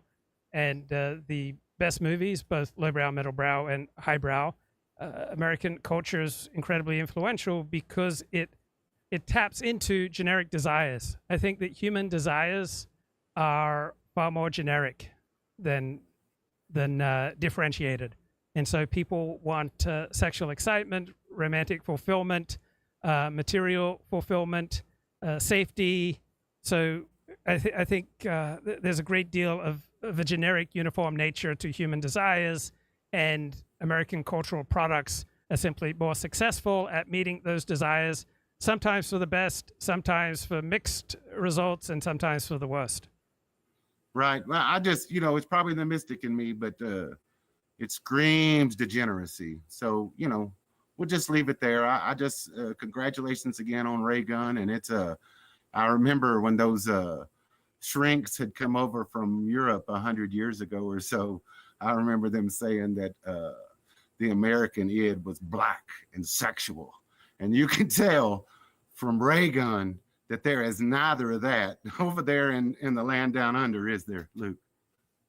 Well, there's a very low proportion of black people in Australia. So people of West African descent are incredibly influential in the United States, but there are very few people of African descent in Australia. So yeah, it's a different culture, much lower rates of crime, much higher rates of social cohesion and social trust in Australia.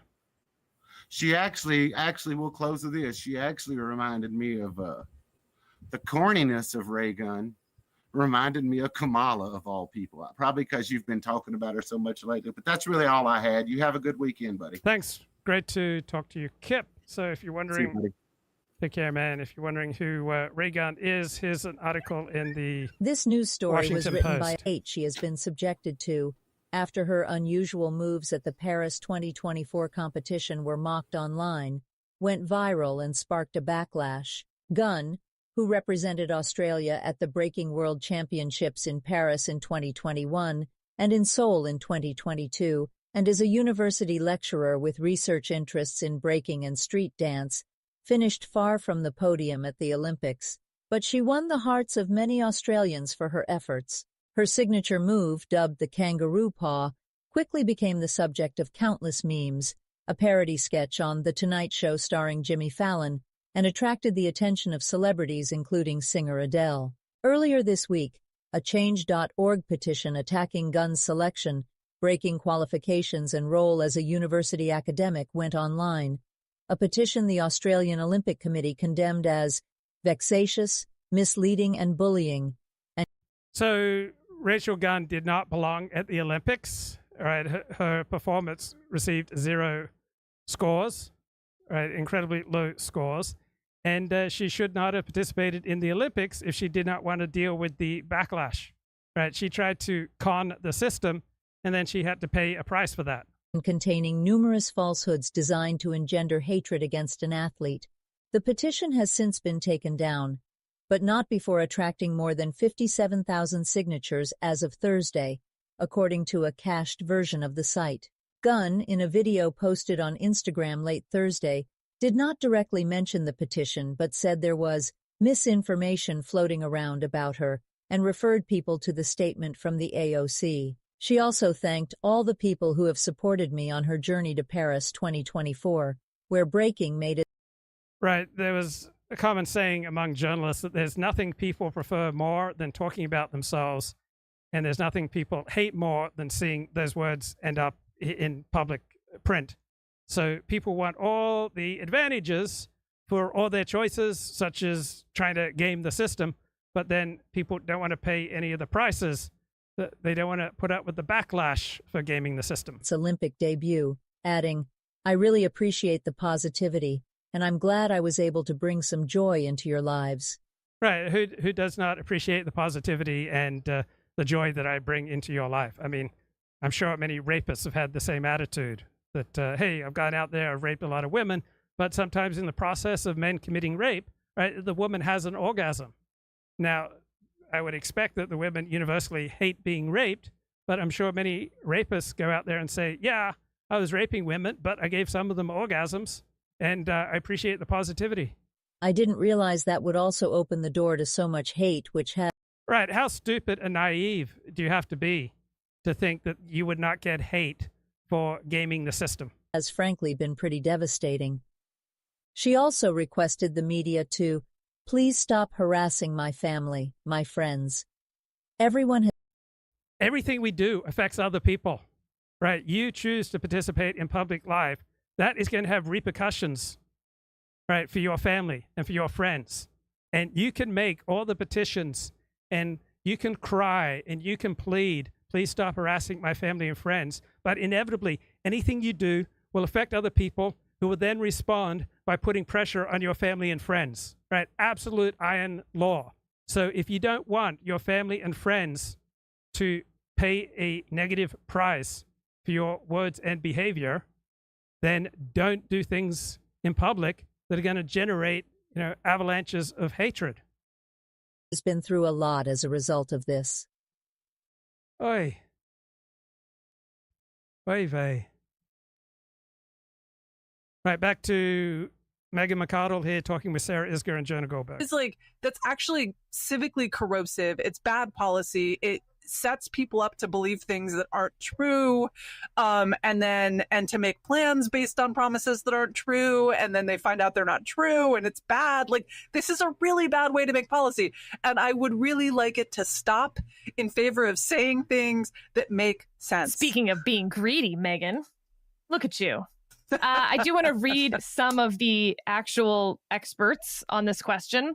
So the Federal Reserve Bank of San Francisco economists found little evidence that price gouging was the main culprit.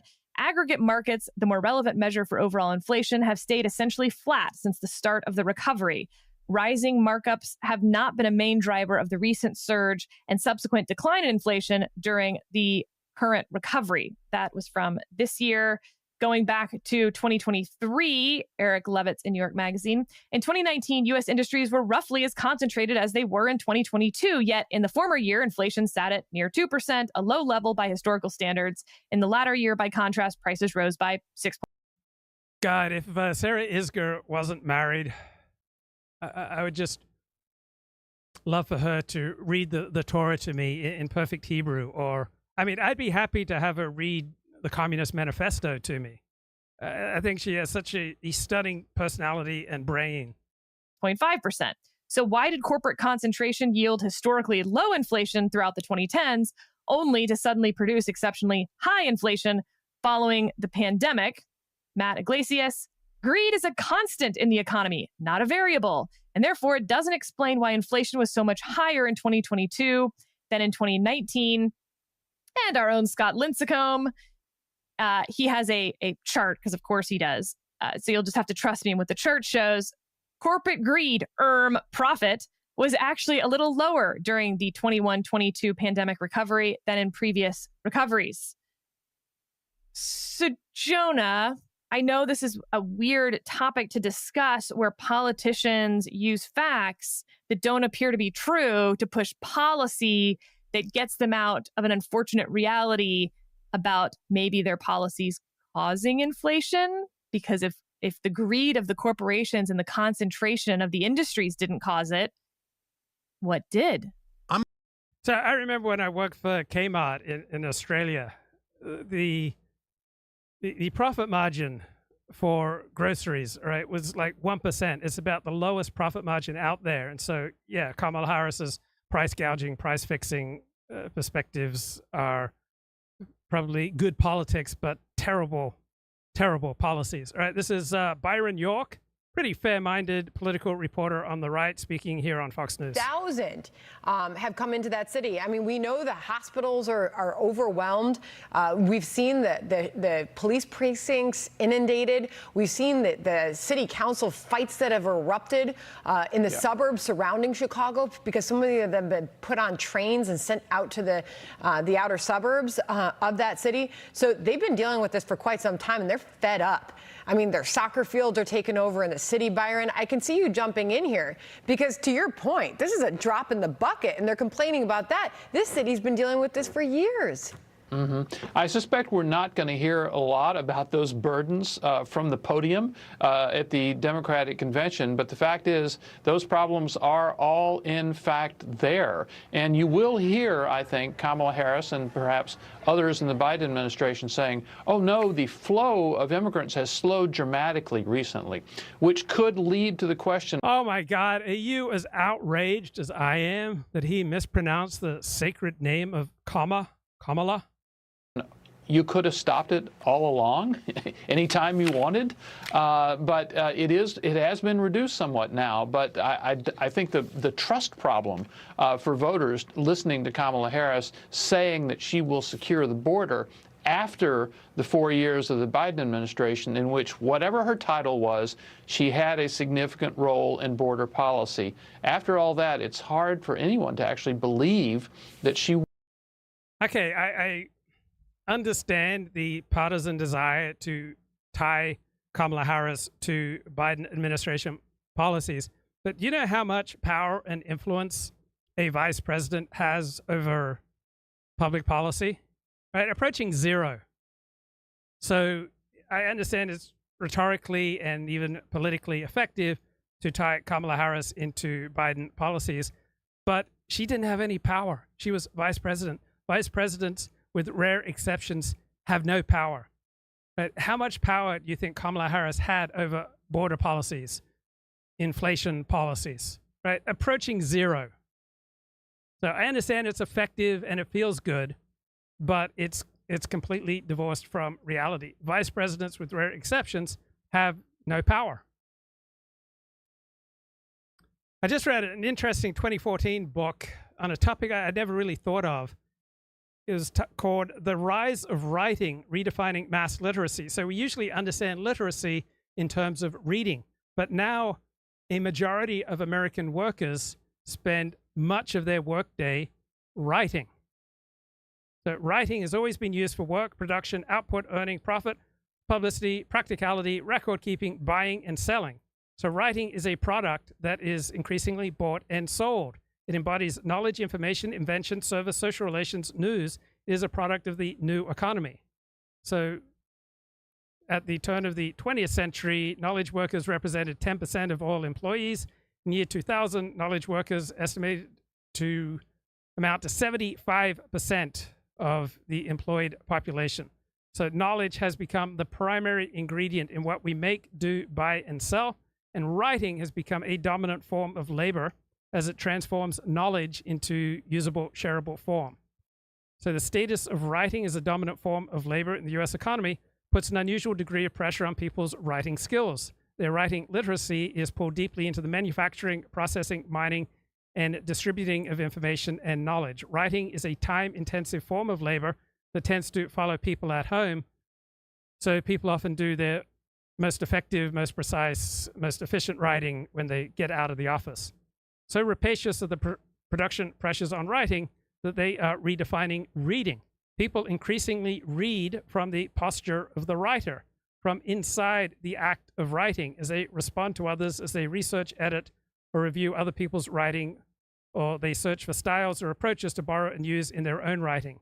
So reading has become increasingly subordinated to the needs of writing. People are doing so much writing and then reading for writing at work that they do much less reading in their spare time. So normally what you write belongs to you. Unless you do it at work, then it belongs entirely to your employer, right? Your employer has to pay the price and also earns the benefits of what you write. So in the eyes of the law, the employer is the author of what you write at work. Right? As individuals, workplace writers are not allowed to profit individually from their writing. Even the knowledge they may produce in their heads as a result of the writing they do at work is technically not theirs to benefit from. Workaday writers are not legally entitled to the First Amendment. They have no rights to express their own views through their workplace writing. They can be fired for doing it. They won't get much support from the courts if they appeal. According to the Supreme Court, people do not write at work as citizens or even as free beings. They write at work as willingly enlisted corporate voices, or you may even understand them as voluntary slaves. I find it useful to understand going to work as you choosing to be a slave for a certain number of hours a week. So you are not individually responsible for what you write at work. Your employer is responsible. So you don't really mean what you say at work, what you write at work. So people who write as employees don't really mean what they say. Their speech rights are essentially inoperable.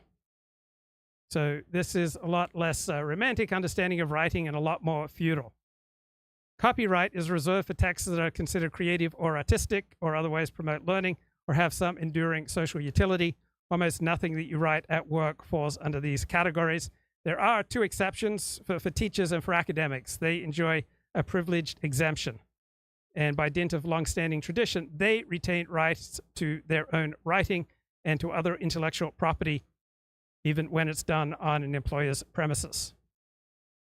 So what happens to a citizen's voice once it is put into service of work? It becomes somebody else's rented property. Right? This is coerced speech, and it necessarily loses its free speech First Amendment protections because it is no longer self-directed. Once a person is employed to say what he does, the speech represents not her or his expression, right? It represents the expression of an employer. So I had a friend who was a free market economist, but the job that she took was to argue for subsidies for her particular group. So almost all the writing that she did as an employee went completely against what she believed in, and this is typical for employees. Right, the First Amendment protects a person's speech to order and create the world in a desired way, and to understand and communicate about the world in a way that you find important, right? But commercial speech reflects market forces that requires enterprises to focus on profit, and this profit orientation is no manifestation of individual freedom or choice. Commercial speech does not represent an attempt to create or affect the world in a way that has any logical or intrinsic connection to anyone's values or personal wishes. It's done to make a profit. So speech created at work receives no First Amendment protection. Like private employers, the government also controls its employees' speech to protect and promote its own interests.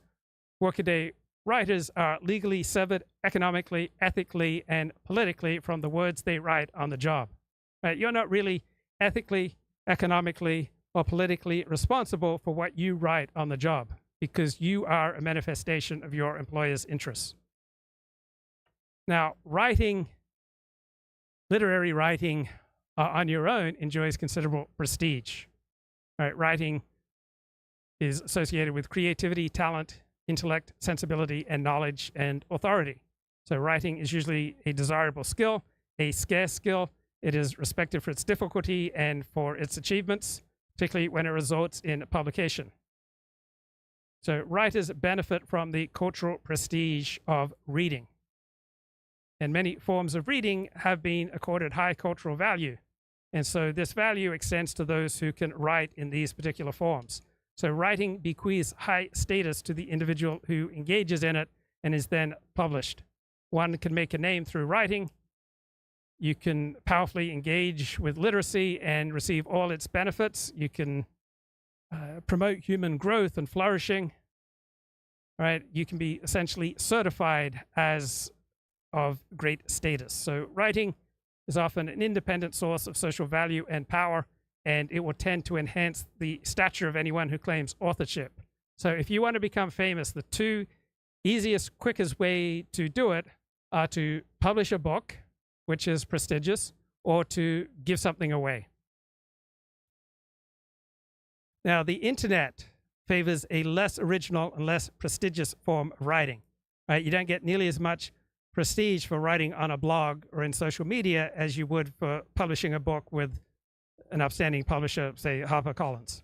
Right? The internet is kind of a creation by citation, sampling, cutting and pasting, and the blurring of the roles of writers and readers.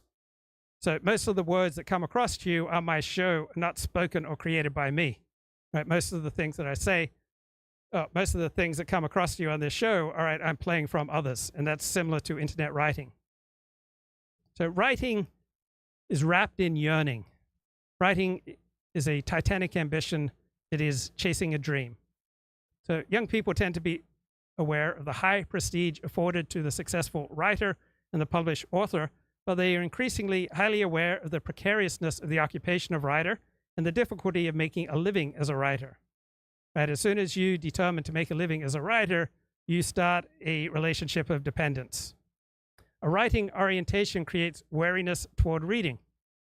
Right? Reading is much more associated with passivity and conformity. When you write and publish, all right, you develop a heightened sense of confusion and vulnerability, especially with regard to friends and family. It's a little bit like breakdancing at the Olympics, right? You become vulnerable to misattribution, to parody, to estrangement, to charges of libel, self-exposure, and you may feel the need for a pseudonym. There are all sorts of uncomfortable experiences that attach to people who write. Reading is largely an internal process. Writing is an external experience. And the effects of writing tend to come back at writers from the outside. We may have all sorts of thoughts that when they stay private, they do us no damage. But once we publish them, right, they bring considerable wear and tear to our life, increased trouble, and more risk. So public writing risks social exposure, ostracism, retaliation, and legal consequences. So in the 21st century, citizens are far more likely to run afoul of the courts, not because they are able to read too little, but because they choose to write too much. Prosecutors and defense attorneys scour the online writing of prospective jurors, prospective employees, blogs, Facebook entries, tweets to look for predispositions and biases. Many criminal convictions have been overturned in recent years after jurors were discovered writing online about their jury experiences. So freewheeling personal expression that's associated with social media tends to be in friction with the court's traditional ways of protecting the rights of defendants by controlling the speech of jurors. Now, you're probably wondering, 40, what does Jonah Goldberg have to say? I'm a little sympathetic, not to the price gouging. That's all garbage, right? I mean, it's total nonsense. And my blood pressure just spiked and is now slowly working its way down. I think the Biden spending was bad, and I think it probably contributed to inflation. But I don't think Biden was to blame for the bulk of the inflation we saw. It was a global phenomenon. It was throughout the West.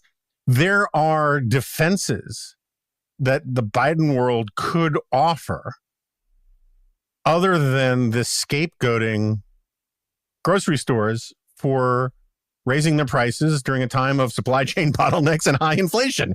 And they'd rather not do that. And I think that's stupid. And I think that there are ways in which, like, there's all this chatter, again, we're talking on Thursday, about how Harris is trying to find ways to separate from Biden. This seems like one of these areas where you could have a nuanced separation, but they're not going to do that, in part because as much as we can sit here and talk about how stupid all of this is, it focus groups really well. And this is one of the problems that we have in economics is that, you know, as I often say, the free market system is the most cooperative system ever conceived of by humanity for improving prosperity and reducing poverty. It just doesn't feel like it. Right, here's a little segment from Mark Halperin's show last week on media bias. Overt bias. When I was still managing the Times newsroom, I was in the top jobs when social media became so prevalent, and when the whole trend towards individual news reporters branding themselves became pervasive. And on social media, you know, many reporters were going way beyond what they would write in their edited news stories and were expressing themselves in a more personal and sometimes partisan way. And I tried mightily, but I think unsuccessfully, to say you can't be doing that. Like when you're speaking as the New York Times, and it should be the same standard for news stories as you have on your social media feeds. But that. So the things that I've said online have perhaps cost me, many possibilities for marriage, for relationships, for children, for mortgage, for economic prosperity. Right? I've paid a substantial price, just like anyone else who is as outspoken as I am online. And I think I'm happily paying the price, but I probably don't even reckon with or come to terms with the extent of the price that I paid. That became a laughable goal. And so I think that that's another effect. I mean, the financial effect of social media, we could spend 2 full hours on for sure. And you're very right to bring it up. But it changed the nature of news organizations and their relationship to their paying audiences for sure. And if you wanted to get the most clicks. Right. The best business model for the New York Times is to provide op-eds talking about, how great the Democrats are and how bad the Republicans are. Right? That's why primarily people subscribe to the New York Times. From your readers and your audience, you gave them in general more news that they would tend to feel they. Just like if you listen to right-wing talk radio or you support right-wing commentators, even just support them with your attention, you are usually doing it to receive comfort for your own particular hero system. they agreed with and that reflected their political outlook. But can I just say one other area of social media? I think that's huge. The another one I think is the feedback mechanism that you get from social media that never existed before. If you wanted to, write a letter to the editor or send a letter to your, local TV station, people would read it. Maybe they would have some feedback, and then there became emails. All of that was private. The fact that feedback is now public. For my book, I interviewed Sharon Waxman, who's the founder of The Wrap, was at New York Times for a long time, and she told me, and I think that this is pervasive in the industry, that she's seen reporters change the way they cover a story or not cover a story at all for fear of what might happen on social media over their coverage of the story. And I think that is just a small example of a way a negative feedback can affect coverage, and even a way positive feedback can affect coverage when you get it on social media when you're a journalist. Steve, I think that was a factor in the lack of coverage of Biden's decline. If 100%. You wrote about that, you got a social media thumbs down. Yeah, that's a terrible thing. I mean, keeping these guardrails up for straight news reporters is really important, and protecting them from the mob, but also making sure that they aren't expressing their biases on a particular story when they're straight news reporters. I just wanted to, and I say that as a columnist, commentator type. There should be a wall. Anyone who runs the newsroom. Yeah, I know it's hard. You're right. It's really hard. Good luck. It's hard to do that because you do have these. Right. As an employee, you're very likely to have negative feelings about your boss. Right. But usually your boss is like you, just trying to do the best they can in difficult circumstances. And so as an employee, you might often think, oh, the bosses have all the power. But then the bosses will often feel like, why can't I get my employees to conform to our policies? These activists sometimes were cloaked as journalists, and that's a problem. I just want to say one thing about local news, because I think my overall concern really is with what's happened locally. Local news outlets are the lungs of democracy. You can't have a functioning local democracy with local, Do you think that's true? Transparent local elections. Right. Do you really think that the news media really are the lungs of democracy? I think that overstates the importance of the news media. And school board elections, if you don't have local media, and so many thousands of local newspapers have closed. So my concerns are really less with the national media, where I think there's still a lot of really good reporting, despite some biases that there shouldn't be. But locally, and you can see this a little bit in terms of the news deserts that have been created. And those news deserts correspond to polling that shows. I bet you love listening to Jonathan Alter. Okay, what the heck else do I have lined up? Right, I enjoy listening to Rory Sutherland. He's on Chris Williamson's Modern Wisdom show. A wife or a house which appeals to everybody, right? If you marry a supermodel, right, basically they're going to run off with your tennis coach and take your house, right? What you want is someone who's disproportionately attractive to you. Yeah. All right? That's the sort of game theoretic approach of house hunting. So my approach to house hunting, I'll stay. This is how I've conducted much of my love life and romantic life. It usually takes less effort to date a 5 or a 6 or a 7 compared to dating an 8, 9, or 10. And so I've often dated women who, in just pure terms of looks, right, are like a 5 or a 6, but they were particularly attractive to me because I have my own distinctive love map or eroticism template. And so often women who were not objectively stunning, as I got to know them, they became highly attractive to me. And so I would choose women who are not 9s or 10s. Right, I'd choose women who are just objectively 5 because I'd have to work less hard to keep them, and I felt a special yearning for them that was not widely popular. So I have consistently used, often without consciously knowing it, this strategy by Rory Sutherland. Kathy Sipe had a wise insight into me that I'm a womanizer, but a terribly lazy womanizer. Out of dating, because my wife might be watching this, okay.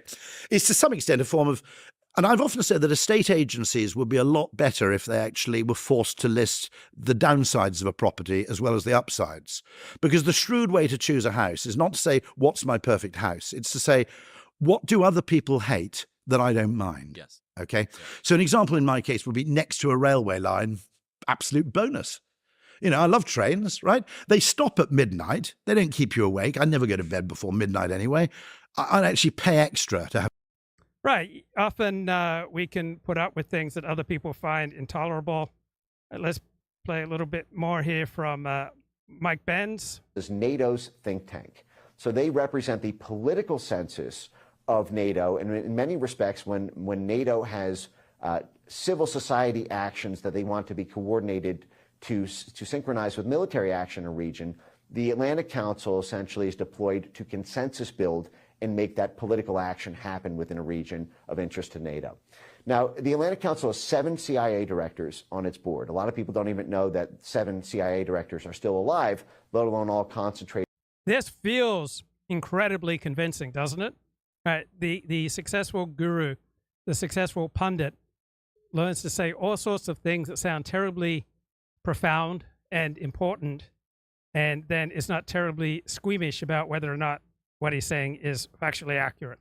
On the board of a single organization that's kind of the heavyweight in the censorship industry. They get annual funding from the Department of Defense, the State Department, and CIA cutouts like the National Endowment for Democracy. The Atlantic Council in January 2017 moved immediately to pressure European governments to pass censorship laws to create a transatlantic flank attack on free speech in exactly the way that Rick Stengel essentially called for to have U.S. mimic European censorship laws. One of the ways they did this was by getting Germany to pass something called NetzDG in August 2017, which was essentially kicked off the era of automated censorship in the U.S. Right. If you want to believe this, right, it feels like you are getting profound, previously hidden truths.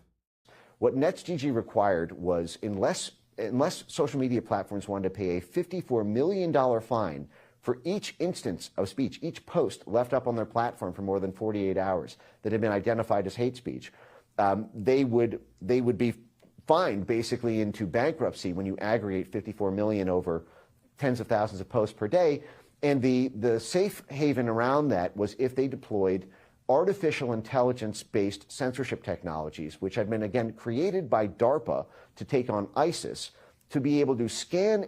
Right, this guy sounds like he really knows what he's talking about. I mean, wow, I can't believe we're getting these truths. Finally, like, the veil has been lifted from my eyes. And ban speech automatically.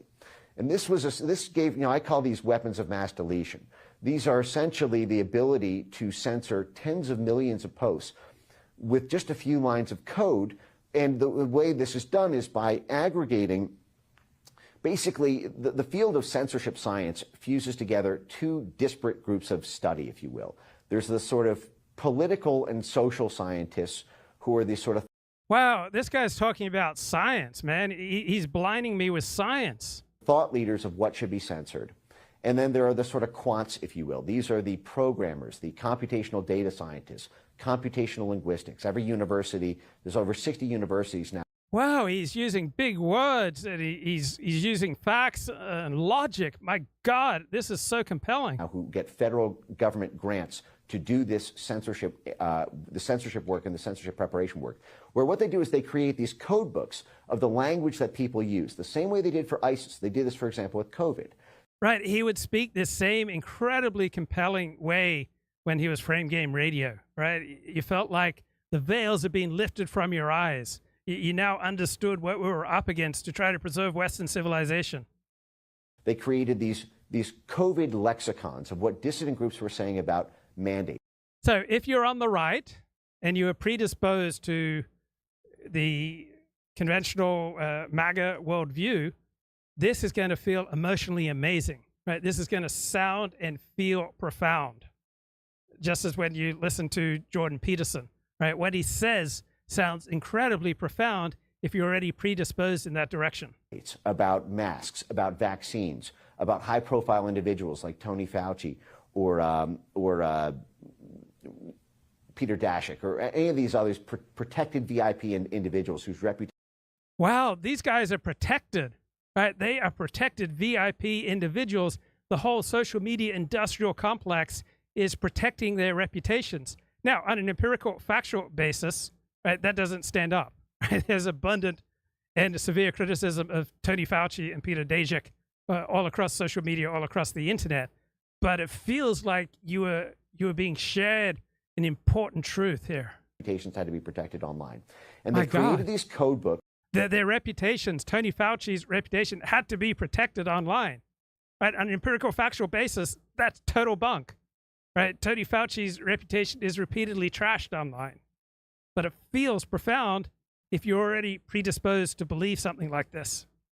They broke things down. Right, this is like Nazi propaganda in the sense that if you're already predisposed to hating Jews, you're going to be given all sorts of reasons to hate Jews. You're already predisposed to hating our elites, right? It's easy, or it's the most human impulse to hate people who have more power than you do, right? It's the laziest, quickest, most innate impulse is to have skepticism and negative feelings about people who have more power than you do.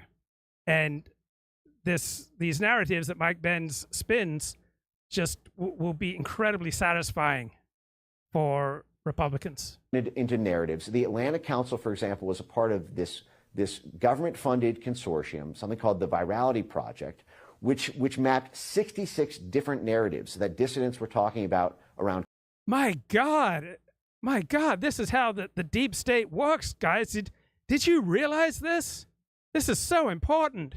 This is almost an unbelievable narrative. COVID, everything from COVID origins to vaccine efficacy. And then they broke down these 66 claims into all the different factual subclaims. And then they plugged these into these essentially machine learning models to be able to have a constant world heat map of what everybody was saying about COVID. And whenever something started to trend. My God, did you know this hidden knowledge? Did you know what had been kept from us? That there was these kind of machinations by the deep state? My God, I'm outraged. I can't believe what they've been hiding. But now I finally see. My God, I was lost, but now I'm found. Now I finally see the truth. Now I finally understand how the deep state works. My God, this sounds like you're getting the real deal. And when you listen to Jordan Peterson, all right, you get the same kind of feeling that you've been given something that's incredibly profound, that you are getting depth of insight. I've worked with Democrats behind the scenes I worked with Democrats behind the scenes for 5 years. My God, Jordan Peterson, did you know he's been working with Democrats behind the scenes for 5 years? What a fair-minded guy. So many people I know in Orthodox Judaism revere Jordan Peterson. And when they push me for a reaction, I say, well, some of what he says is profound and a lot of it is insane. Trying to pull the party to the middle. I'm very attuned to the nuances of American politics. And so this guy, he also says, I read 200 books on global warming. And he's very attuned to the nuances of American politics. And everything that he says, right, he has a deep, deep background in because he's just done so much work. My God, we should be so grateful that he is sharing this wisdom with us. I wouldn't say that my attempts to work with... I mean, look at the way he's dressing. Right? Do you think if he was less successful, he would have the confidence to dress this way? Right? He's really embracing his guru role. With Democrat the messaging apparatus to pull the party to the middle were particularly successful. Right. He is very humbly admitting that he hasn't been successful pulling the Democratic Party to the middle. I mean, what chutzpah, like what grandiosity to imagine that he, a right-wing thinker, ever had the power to pull the Democratic Party towards the middle. But if you're on the right, this feels really good, right? What a fair-minded guy who's just trying to do the best he can for America. And remember, he's deeply attuned to the nuances of the American political system. But it was certainly something I put a lot of time and effort into, and I reached out to Democrats in the House and in the Senate. Right. How much time and effort do you really think that he put into shifting the Democratic Party towards the middle? And how delusional would you have to be as Jordan Peterson to think that you ever had that power? Guys, did I ever share with you how much effort I have put into shifting the Democratic Party towards the middle? I have worked so hard on this for years, and I have to admit, I have failed, and it hurts me deeply. It hurts me deeply to have to criticize Kamala Harris. For a very long period of time, through my extensive connection network, inviting dozens of people to join me on my podcast, and almost without extensive connection network in the Democratic Party. Do you really think he has an extensive connection network in the Democratic Party? Without exception, that was met with rejection, and that was certainly. Wow, that's shocking. Why would Democrats not particularly be interested in working with a right-wing flamethrower? It wasn't something I experienced on the Republican side. It's actually quite a surprise to me, I would say, that I found it more straightforward. And Elliott Blatt onto the show. Elliott, what's going on, man? Blessings. Can you hear me? I'm driving. Yes, sir. All right. Couple things. We'll start with the manipulation and the persuasion that Kip was talking about. Isn't the whole art of sales? You know, it's not to turn you from a no to a yes. I mean, that's the most obvious example, but usually it's along a spectrum where you're trying to get somebody who's a 4 to become a 6, or a 6 to become a 4. You know, the influence game is measured on a continuum. No? Yes, I 100% agree. Okay, so I may have told you this before, but I had a very brief stint in real estate. Ever tell you this? I'm not sure, but I feel so special that you get to share that now.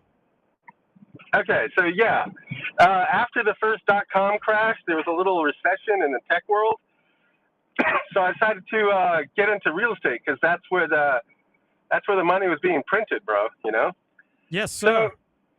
So I was a rental agent, right? Which means that, you know, my job was to rent apartments to people seeking apartments.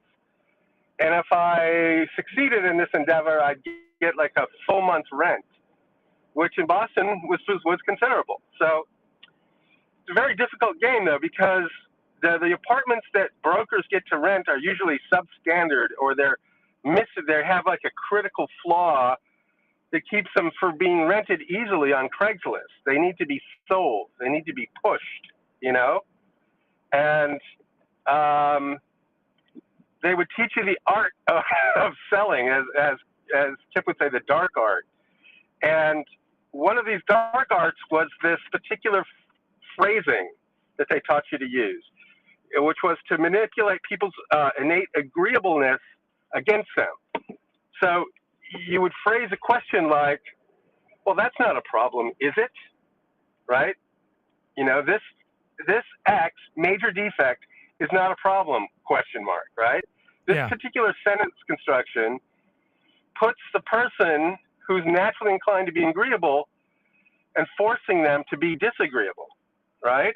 Yeah. So it's a way of subtly leading them towards the conclusion that you want them to draw, which is, you know, you're basically, it's immoral, it's unethical, it's queasy, you know, it's queasiness inducing. It's not a good feeling to do this.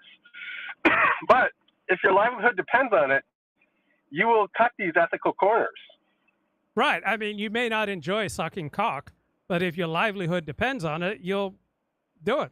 You open up that mouth, bro, you know? Yeah. So anyway, so here's the story.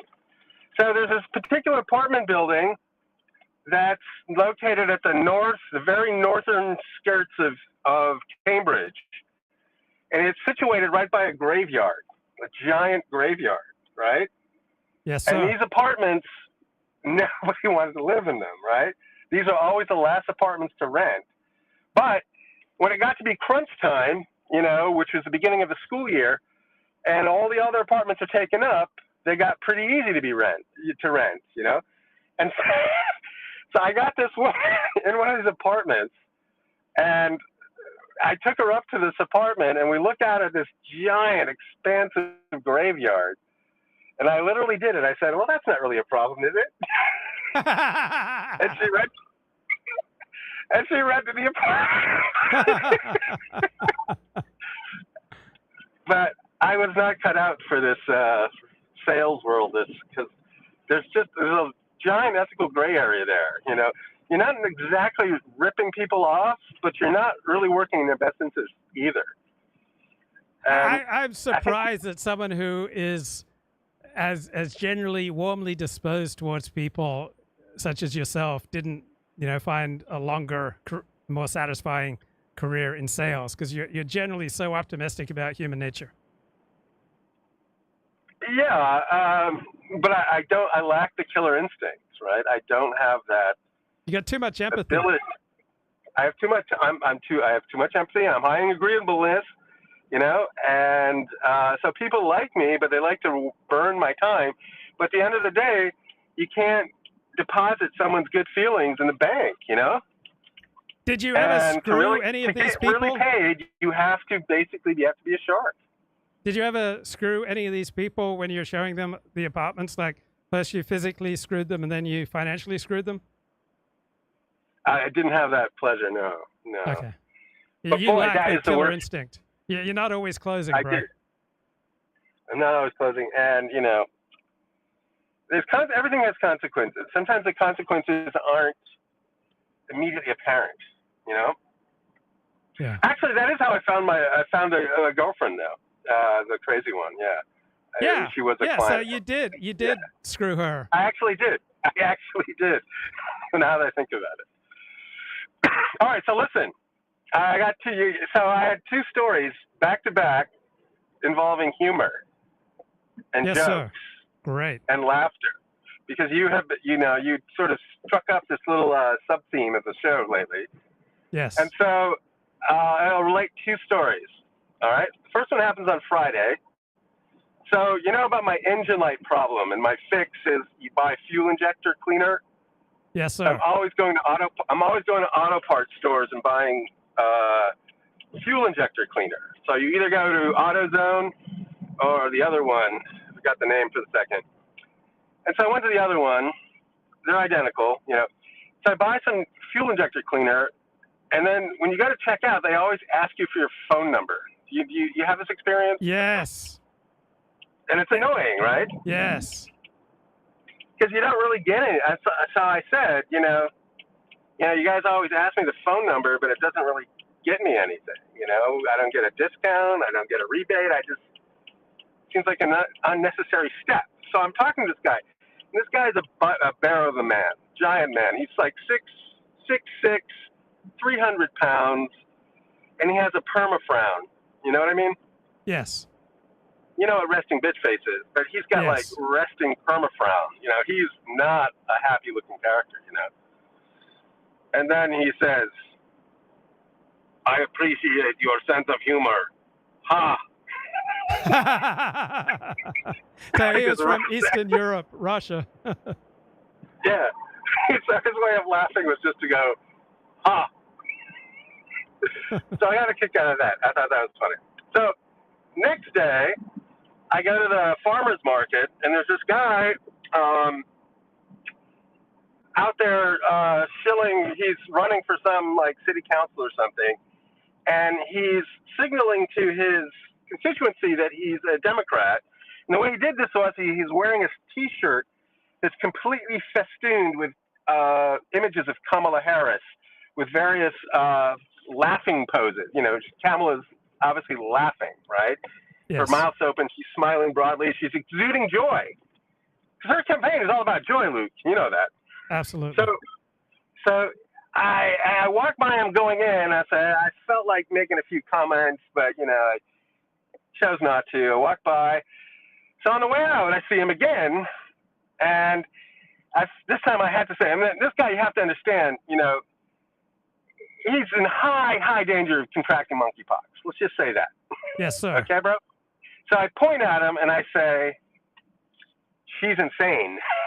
I'm pointing to his shirt, which I'm also pointing at him, which is sort of like an act of mild aggression, pointing at somebody. And Yeah. I point at him very vigorously, and I said, "She's insane." And he was shocked by this a little bit. He kind of winces a little bit. And then he lets rip this huge Kamala-esque cackle. That was his way of dealing with the threat. And I just thought, I don't know. I got a little moment of satisfaction about this, knowing that he he felt a little bit of pain, because we're, of course, political enemies. So, but the moral of the story is people laugh in different ways. Different people have different laughs, bro. Yeah, I don't agree with Kamala's policies, but I sometimes have erotic thoughts about her. How about you? Well, Luke, when she walks in, she's got a smile, Luke, that just lights up a room. She does. You know what I mean? mean, beautiful teeth. Beautiful teeth. Yeah, just lights up a room. Yeah. No, I can't do it, Luke. I can't even. Her personality is just so odious. So odious, dude. How would the girlfriend that you met from your brief sales career, how would she describe you? And how would she reflect on that relationship?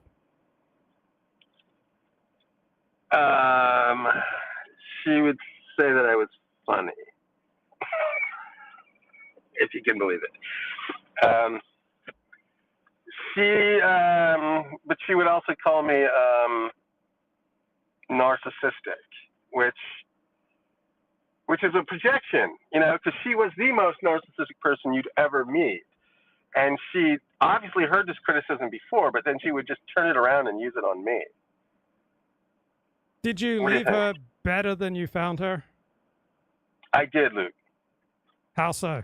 It took me a year to break up with her because I wanted to do it really gradually, because I honestly thought she was capable of suicide. Yeah. So I had to make it seem like it was her decision. You ever been in that situation? Yeah. How many women have committed suicide to get out of a relationship with you? None, thanks to my skillful approach to these precarious situations. How's your relationship with Curious Gazelle progressing? Oh, we were chatting for a while, and then I haven't heard from her. I haven't heard from like a week. She toys with our emotions, doesn't she? Yeah, we had a conversation about a mutual acquaintance of ours who has blocked me on Twitter. Oh yes, I know who we're talking about. A longtime friend of the show who chose to go in a different direction. Yeah, so she's actually spoken to him, and I was trying to, I had her do some sleuthing work as to why I was cast out. So I thought that was pretty fun. What kind of a wife do you think she'd be?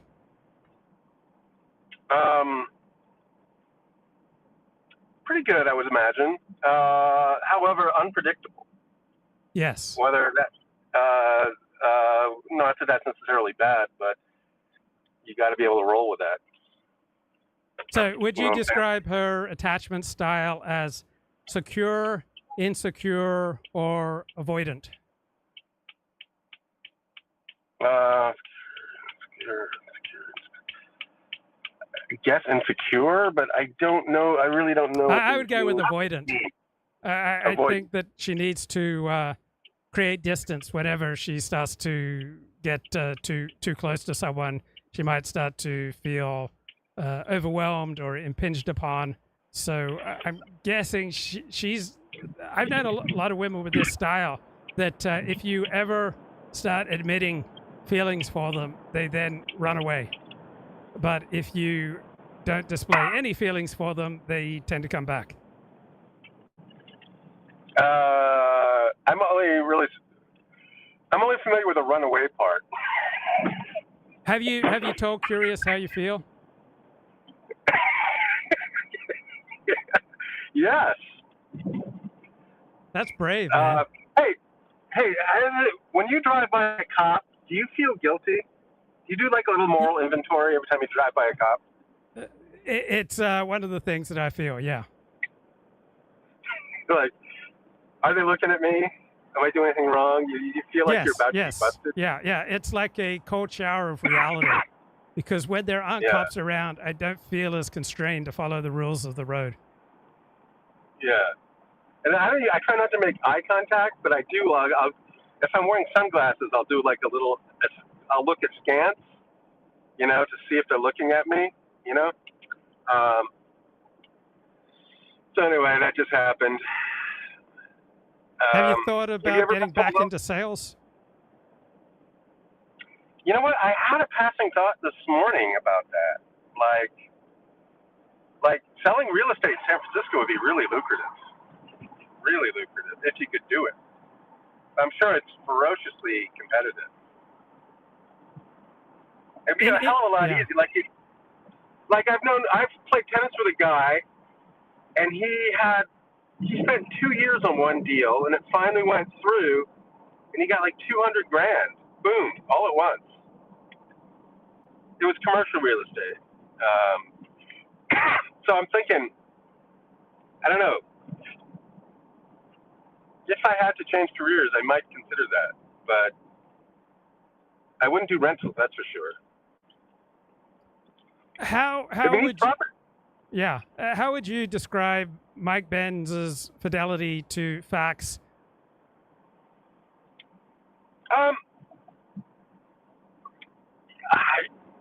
Up until this morning, I would have thought he was pretty honest dealer.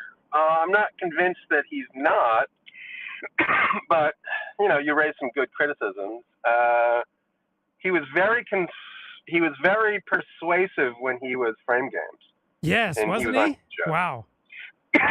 Yeah, so it's funny about that arc, and then how there was that one show with Norvin and I think Brundlefly and maybe someone else, or there was a collection of Luke Ford orbiters that they had a stream with Benz, and then Norvin famously freaked out on him.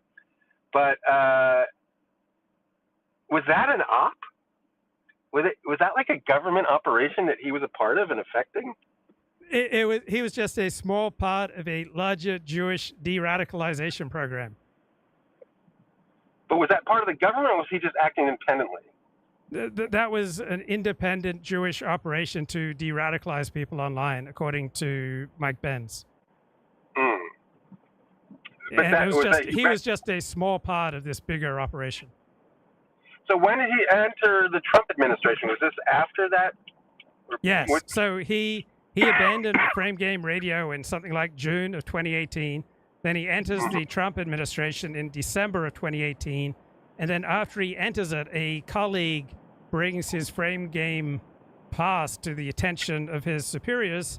And Mike Benz was able to ride with it, which is an astounding achievement. Yeah. Well, if you look at it, he was de-radicalizing people. His only crime, quote unquote, was he was engaging with people with, radical / unsavory views, right? But his actual contributions were, I think, de-radicalizing, if I remember them correctly. He seems to me like the most successful person to have been prominent in the alt-right. Yeah, he did. Yeah, he won over some bigger figures too in the alt-right. Like JF, I think, liked him. Greg Johnson talked to him. Richard Spencer. Yeah, he talked to everyone. It seemed like. Yeah. Well, and now the major Republicans are behind him. I mean, that's an astounding achievement. He's talking to Tucker Carlson. I mean, that's near the top. It's just as high as he gets, right? Yeah, and he has been able to surmount the revelations about his frame game radio past, which is quite an achievement. Yeah. All right, look, I'm at my destination. I think I got to drop now. Okay, right, bro. Take care. Blessings. Blessings. Thanks, Elliott. Sorry. Much less. I found it much more straightforward to speak with Republicans in the United States, and I wouldn't have necessarily predicted that. I'm in Northern Alberta. It isn't necessarily the case that I have a lot in common, let's say, with an evangelical Protestant from the southern U.S. But it turns out I can talk to people like that because the Republicans, in my experience, aren't cancel culture oriented, and I don't have to walk on eggshells. Wow, amazing. He has an easier time talking with people who share his hero system than people who have a passionate disagreement with his hero system, Who could have imagined that? If I go to Washington, which I've done many, many times, I always have to walk on eggshells when I'm speaking with the Democrats, except in private. With the Republicans, I can say whatever I want. And some of Right, unlike the rest of us who never have to walk on eggshells when we talk with people who have a diametrically opposed hero system. them are happy with what I say, with some of it, and some of them aren't. It doesn't matter. We can still talk. So it's a massive difference. And I watched Vice President Harris for a very long time, and also the Biden administration. So I'm well informed with regards to the nuances of American politics. What motivated? Yeah, he's well informed regarding the nuances of American politics. He is re-informed with vast realms of the psychology discipline. He is remarkably well informed about global warming, right? He is very well informed about everything he speaks about, says Jordan. You to want to try to contribute to bringing the Democratic Party to the center? Well, I'm not a fan of radical leftists. I know a lot about totalitarian states. I've studied the psychological origins of totalitarianism since. My God, this guy has such encyclopedic knowledge. And thank God he's not hiding his light under a bushel. Like, thank God he's not self-abnegating or underplaying the extent of his vast and deep knowledge. Since I was 13 years old, and it was a main part of my research work. It's been a central feature of my books, all of my. So, on a scale of 1 to 10, how accurately do you think he is describing his level of knowledge? Do you think he's 10 out of 10 in accuracy? Do you think he's 5 out of 10 in accuracy? So I would give him a score somewhere between 2 out of 10 and 5 out of 10 in accuracy with regard to his depth of knowledge. My work, the fundamental genesis of my work in general, and part of the reason that what I've done has come to broad. Right, he's got the same compelling, assured disposition of a Mike Benz. Public attention is because of the work I've done on the psychology of authoritarian and totalitarian states. And now, the work he's done on the psychology of authoritarian and totalitarian states, among people with genuine expertise in these areas, how respected, how innovative, how important do you think Jordan's contributions are? So if 10 out of 10 means maximum importance, I would guess that the level of importance of his work in these areas is something like a 1 out of 10, but he speaks as though it's 10 out of 10 importance. So it reminds me of Dennis Prager, whose public relations presents him as an expert in totalitarianism in the Middle East, in Russia and the Soviet Union. And again, Dennis Prager presents himself as a 10 out of 10 expert in these areas, when in reality, his level of expertise attracts zero academic attention, like zero respect from people with expertise in these areas, and probably, really, you're talking about a level of expertise 1 or 2 out of 10. They obviously exist on the right, insofar as the right wing is defined by, let's say, ethno-nationalism, as in the case of Nazi Germany, but arguably, perhaps beyond dispute, the worst totalitarian systems were radical leftist systems. And no one learns about that in junior high or high school. It's a secret. I mean, I taught about the Stalinist purges and Mao's atrocities in my personality course at the University of Toronto. Right, and how innovative and important do you think that his research into these things is? Right, I would guess it's probably 1 out of 10. Right, no one with genuine expertise in Stalin's purges and Mao's purges looks to Jordan Peterson for scholarship. I went at Harvard for second-year students, but because I considered Alexander Solzhenitsyn, who wrote the best expose on the Stalinist system, the most effective expose ever penned, won the Nobel Prize for it, I considered him an existential psychologist, which is essentially what he was. And most of my students, although they were very educated and very good students, had never heard of any of the communist atrocities, despite the fact that they were top-rate students and had been in the education system for 15 years. It's absolutely 100% inexcusable. It's inexcusable that the left, in fact, in my field, in the field of psychology, especially social psychology, the bloody psychologists didn't even admit there was such a thing as left-wing authoritarianism until 2016. It was only right-wing, which is so preposterous. It's kind of... All right, what is your confidence, all right, 10 out of 10, that he's correct, that psychologists didn't recognize that there was such a thing as left-wing totalitarianism or authoritarianism until 2016, right? My level of confidence in the accuracy of that pronouncement is 0 out of 10.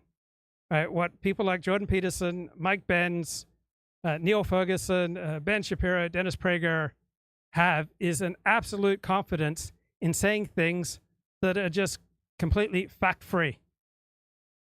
The miracle of willful blindness and stupidity. And so right, other people in psychology, they just have willful blindness and factual stupidity. When in reality, it seems to me that Jordan Peterson seems to possess at least a normal, if not a way above normal amount of those characteristics.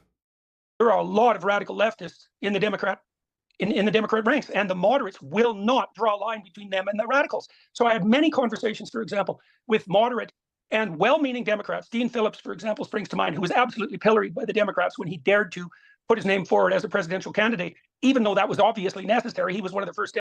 So how confident are you, 10 out of 10 to 0 out of 10, that no moderates are willing to speak about the horrors of left-wing authoritarianism? I'd say probably I'd go with a 2 or a 3 out of 10 as far as the factual empirical truth of Jordan's allegations.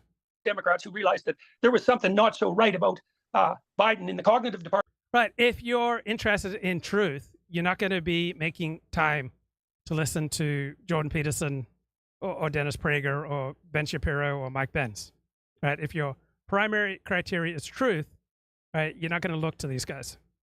Let's say, and no, even people like Dean would excuse Kamala, for example, for speaking about equity. Their conclusion always was, oh, she didn't really mean equality of outcome, even though that's exactly what she said repeatedly and used graphics to indicate that. They just mean equality of opportunity. It's like, no, they don't. They mean equity. They mean equality of outcome. And there's no clearer marker of an ideology that's associated. But do you think he would be as assured in his pronouncements if he had not enjoyed so much success? You can see what success has done to him. But I'm sure he had these same traits. On the other hand, as I rethink what I just said, Dennis Prager, for example, was elected his class president for 12 years straight. From first grade to 12th grade, Dennis Prager was just anointed class president because he had so much presence and charisma. Associated with the kind of radical leftism that destroys countries than the doctrine of equality of outcome. So, and people just...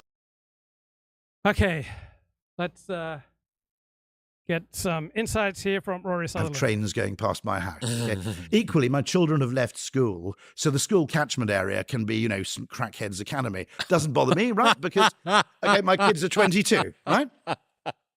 And the third one, which would be a massive bonus to me, I couldn't believe my parents-in-law once didn't buy a beautiful Georgian house. Wait for the reason, because it was next to a pub. Right? I think, sorry, I'm totally confused here. That's the best garden in the world, right? It's not Sissinghurst, it's a beer garden, right? Because it's a garden and it's got beer. Now, I actually knew some people who lived next to a pub and they had such a good relationship with the landlord, they could actually order over the fence. So if they had a barbecue, they could just go, 4 pints of the usual. Yeah. Now, to a lot of people, being next to a pub is an absolute nightmare, Flight path, okay? If you're completely deaf, go and buy a place in the Heathrow flight path, because it's not going to bother you, but it's going to bother everybody else. So the other thing about this very regimented mode of choice is that it prevents you from gaming the system. Yes. Now, to be honest, what makes someone initially attractive at first glance and what makes the relationship enduring, okay, are not the same thing. They're not the same criteria. Therefore, using what you might call first glimpse. So another key characteristic of people who are incredibly successful at doing what I'm doing what Rory Sutherland and Jordan Peterson, Dennis Prager and Ben Shapiro do, is very little time between thought and speech, right? The less delay in articulating what you're thinking or seeing, the more successful you're going to be.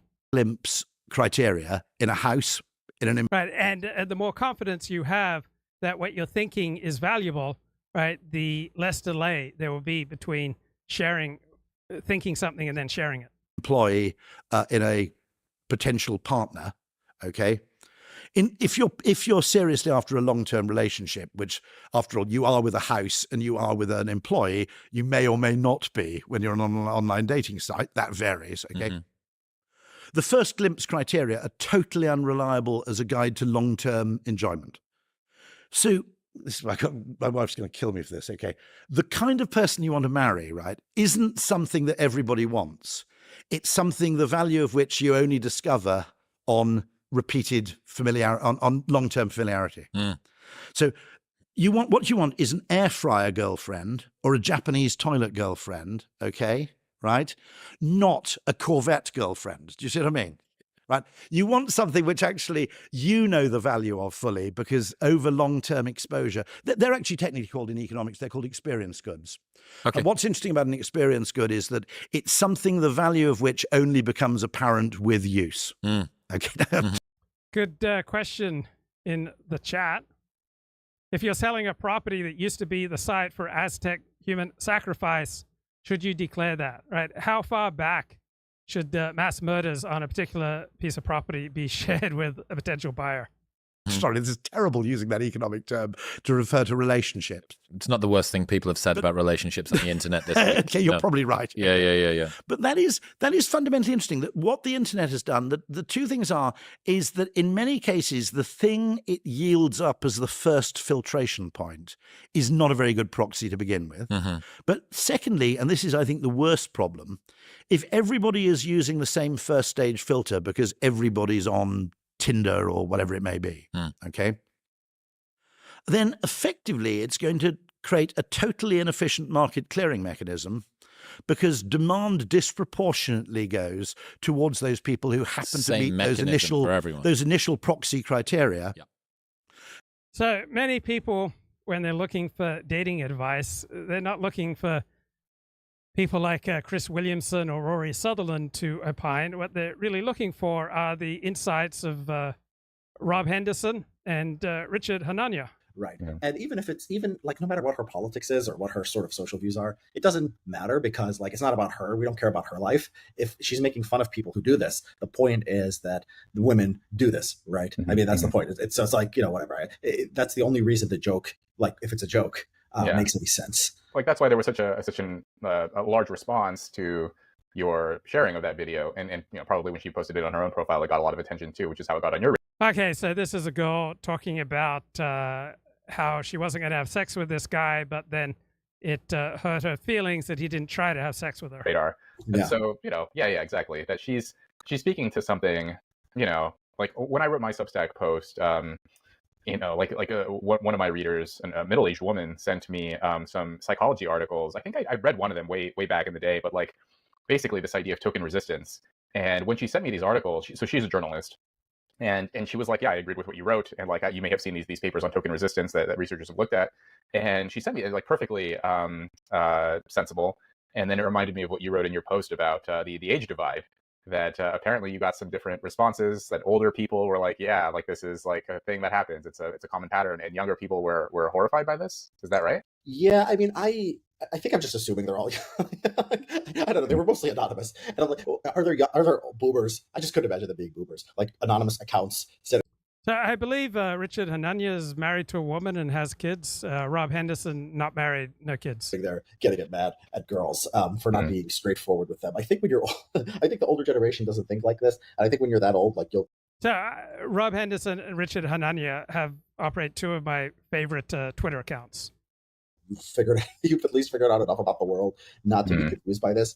I think I was profiling a bit because it was I know the type of account, I know the type of reply guys who are mad. And these are the type of reply guys who have a sort of oppositional sort of right-wing view of the world that are sort of whites are being oppressed, men are being oppressed by women, America first. This is sort of...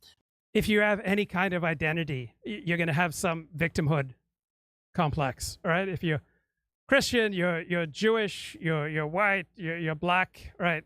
In-group identity intensity goes along with an equal victimhood complex.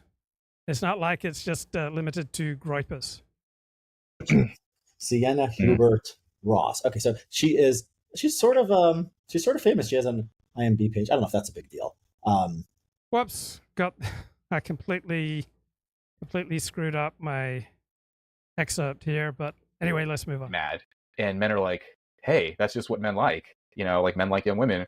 But the women who get mad at this are also sort of behaving in a consistent way with evolutionary psychology, right? Of like trying to police male sexual behavior in order to like sort of artificially inflate the value of older women. Like they're acting in their own interests as well when they get mad at men for doing this. And so it's just weird. Like I think of like the Spider-Man meme where like everyone's pointing the finger at everyone else. Like, you're behaving irrationally. No, you are, but really everyone is kind of behaving the way evolutionary psychology would predict. Yeah. So yeah, these guys will laugh at a woman who's, 35 or what they consider old and like doesn't have wall. Yeah, they will just rub their heads together like, yes, you're gonna die.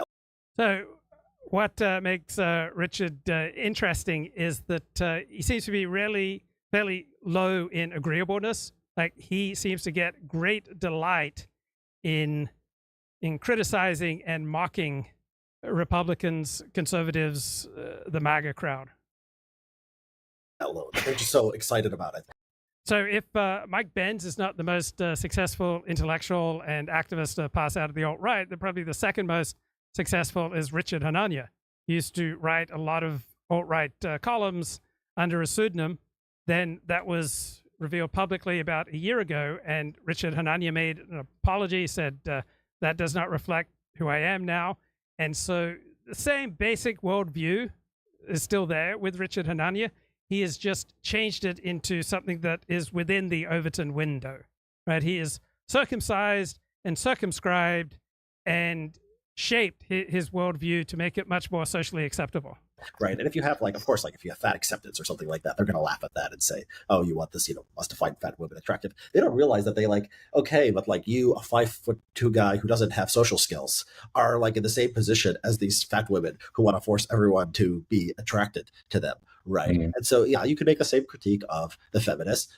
They will, in many cases, just dismiss these guys as losers, or what, people don't want to sleep with you, that's your problem. At the same time, they will, yeah, you're right, attack Leonardo DiCaprio or say how terrible it is. We have these beauty standards in society.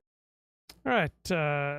Richard Hanania going against the grain once again. Let's get some more commentary. Want to stick around for the long term. And so it's hard in different ways. But yeah, I think one message for young guys though is that you don't this is true for romance, it's true for jobs, it's true for when you apply to colleges. You don't remember the rejections and you don't dwell on them. You apply to whatever, you apply to 10 colleges, you get into one or two, and you go to college and that's your job. You apply, you send your resume out, you go to the interviews, blah, blah, blah. You have the job. No one remembers the interviews you went to. No one cares. No one knows. You have your job and that's the job you have. And I think it's the same for women too. I know it's we're describing, it's hard. The rejections are harsher than getting rejected in a job interview or getting rejected from a college, but it's only you. And odds are, the way that memory works, you're not even going to remember those rejections. Yeah.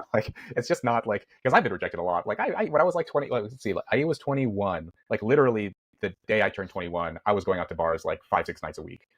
With my friends. I lived in this house with a bunch of guys, and I would just try whatever stupid thing, say whatever, and thank God that smartphones, they existed, but they weren't like they are now. And it was whatever, it was fine. Yeah, people aren't going to record. Don't make people too paranoid. They're not going to record it. It takes a while to get on phones. Often you'll see a confrontation in public, and it's always at the end of the confrontation where the video starts, and then they have to just tell you what happened. That's true. Yeah. So okay, fine. Yeah, you're not going to be made into a meme or something. That's probably right, but.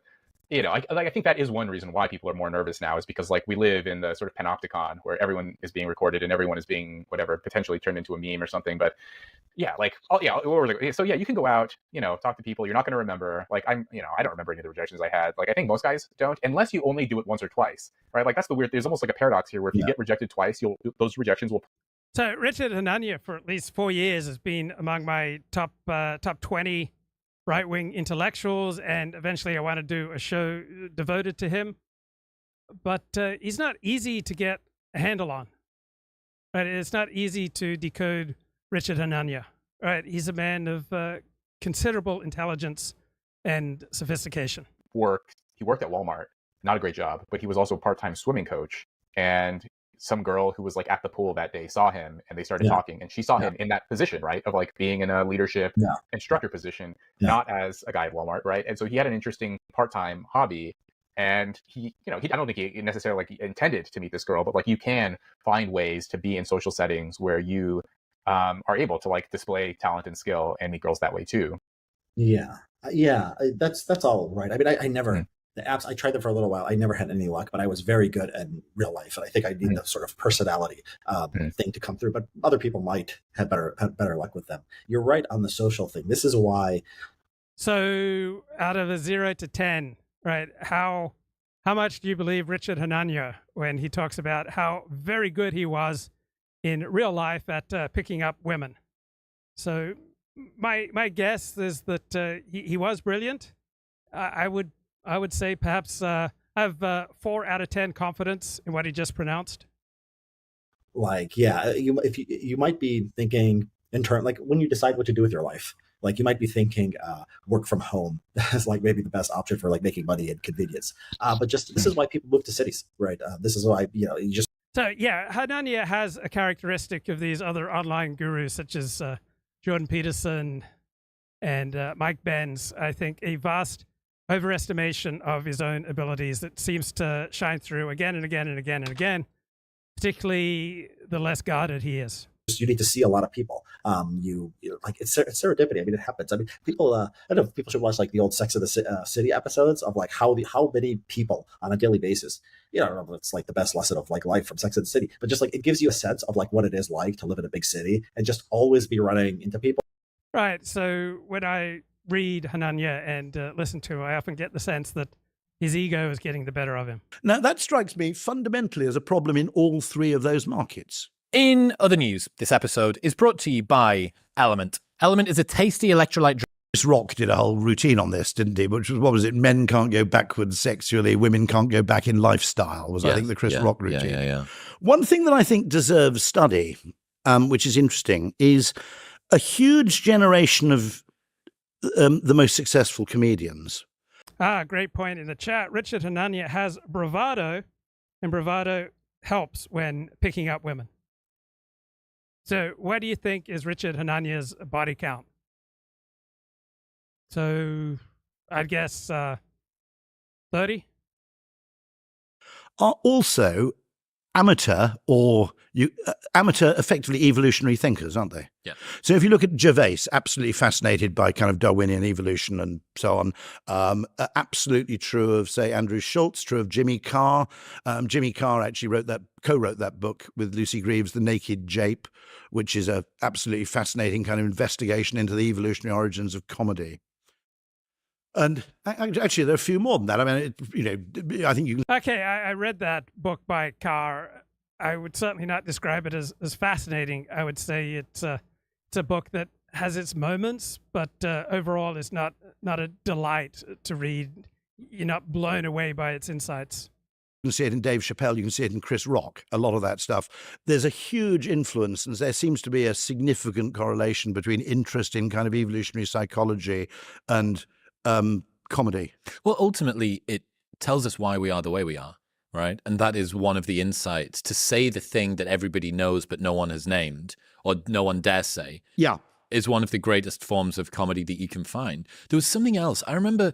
But also, I suppose it's all about, I suppose, recontextualization. Yeah. So comedians are going to be very, very open to different ways of looking at the world because it is to some extent the source, that contextual flip is at the root of quite a lot of comedy. Misdirection, exactly. Yeah. But it is fascinating because like music, we have this debate, what is the evolutionary function? And one of the things that strikes me as odd is that we don't look at comedy as a source of inspiration for wider problem solving. So I did an interview with Jimmy Carr at Adweek, which was a kind of advertising festival, So Jimmy Carr is funny at times, but for me, there's just way too much filth to value. Right? I get 10 parts filth for every part of value in Jimmy Carr's work. The way is, as you must have found, people like him, for example, what you might call brain-to-mouth speed is extraordinary, isn't it? Terrifying. There's that great phrase in television which is called brain to mouth, and Jonathan. Right. The more intelligent you are, right, the quicker it takes to go from a thought to your mouth, brain to mouth. So people like Dennis Prager, Ben Shapiro, I think Richard Hanania, Jordan Peterson. I think we're talking about people who generally have an IQ pretty close, if not above, genius level 145 IQ. Ross or whatever, people like that are very, very good as interviewers because they can basically form a thought and speak it more or less in parallel. And I found that really interesting in terms of, talking to Jimmy Carr, because it's rather like, you fancy yourself a bit. There was a wonderful thing I saw actually on, I think it was the A299 in East Kent, which was one, those sort of hotted up Citroens, which are like the hot hatch with enormous kind of unnecessarily large tailpipes and a ludicrously large woofer that takes over the whole of the boot. And one of those on the A299 decided to take on a McLaren F1. Okay. And I have to say, it was comical to watch. The guy actually, acquitted himself in the first sort of 5 seconds reasonably. What's interesting is those comedy audiences are really fascinating just in terms of their demographic constituency. It's teaching people a sort of a degree of intellectual humbleness, being able to cast off the tension that you have when watching something occur by laughing. So I've noticed this. I'm preparing for my first live tour, which is happening around the UK and Ireland in a couple of weeks' time. And as a part of this, I did a ton of work in progress shows, and I could see in the room and feel in the room tension arising as I'm talking about whatever the thing is that I'm talking about. This section about confidence, or this section about regret, or this section about whatever. And there was bits where... So this is Chris Williamson, former reality TV star in the United Kingdom. Chris has been also substantially influenced by the Decoding the Gurus podcast. So there are podcasts with an enormous audience that have very little real-world influence, and then there are niche shows, right, such as mine and Decoding the Gurus, that have an influence entirely disproportionate to the audience size. I have been reading a terrific book, right? I cannot praise this book too much if you're interested in the topic. Right, it's called Uncommon People, The Rise and Fall of the Rock Stars. Right, the book came out in 2017. Recklessness, thy name is rock. The age of the rock star, like the age of the cowboy, has passed. Like the cowboy, the idea of the rock star lives on in our imaginations. What did we see in them? Swagger, recklessness, sexual charisma, damn the torpedo self-belief, certain way of carrying ourselves, good hair, interesting shoes, talent we wish we had. What did we want of them? To be larger than life, but also like us, to live out their songs, to stay young forever. No wonder many didn't stay the course. And here's just a little bit from the chapter on Elvis. The girls who shared Elvis Presley's bed knew the drill. They had to listen for his breathing, which had on occasion seemed to stop in the night. If he got up to go to the bathroom, they should knock on the door after a while and ask if he was all right. There were members of his personal entourage around the house at all times. The girls usually did not need to have sex with him because he wasn't physically capable of sex towards the end. Further staff, including a nurse who had worked for his personal doctor, George Nicopolis, known to all as Dr. Nick, lived in trailers behind the house. Nonetheless, the women he slept with were his last defense against the thing he feared most, loneliness. Since he was a small child, Elvis had hated to sleep alone. Once he was famous, he no longer needed to. If he wasn't with one of his longer-term girlfriends, willing women could be brought to him. They would often be referred to him by his Memphis friend, the DJ George Klein. His Graceland people would vet them before they got to his bedroom. Anyone with dirty fingernails or opinions of her own would not proceed beyond the ground floor. The ones who met with his approval would, in due course, be given money to spend on improving their appearance so that it approached his ideal. That meant big hair, pretty outfits, anything that contributed to the impress of virginal freshness and white underwear. Elvis liked women designed with display in mind. Their primary function in his life was to reflect his glory. Nobody took being the king more seriously than the king. In August 1977, his bed was shared with Ginger Alden. Ginger was a former holder of the Miss Traffic Safety title. Elvis was 42, Ginger was 20. She'd been introduced to Presley's court initially in the capacity of a first reserve. Once she had passed muster, he told his people to send Linda Thompson, the incumbent girlfriend of the previous few years, home. Alden was then promoted from her own bedroom to the master suite. This was the sole area of the court of Elvis where there appeared to be a succession plan. Then later in the book, he talks about Rolling Stone magazine moving to New York City to be nearer its real customers. Who are the real customers of Rolling Stone? The agencies that bought color ads for cigarettes, drink, and cars, which were aimed at its free-spending 30-something readership. And the editorial in Rolling Stone had smartened up to provide a more seductive environment for these ads. Even like all superstars, Elvis alternated between utter certainty and crippling doubt, spending very little time in the region between the two where normal human beings live out their lives. Among the diminishing number of people who actually cared about Elvis Presley, there was a feeling he was running out of road. Isn't that a beautiful sentence? There was a feeling he was running out of road. Even when Elvis was dead, Time magazine didn't put him on their cover, nor did People. They didn't think he was big enough. They felt like he no longer reached into people's hearts. Elvis was just a rock star who wasn't hot anymore. Then the days turned into weeks, and the news programs continued to run footage of distraught middle-aged people talking about what Elvis had meant to them, and then the reality began to sink in. So someone close to me, I think she was more distraught, more emotionally moved by the death of Elvis than any other public figure, just like another person quite close to me was more moved by the death of Ingrid Bergman than the death of any other public figure. All right, this person close to me was just, completely besotted with Ingrid Bergman.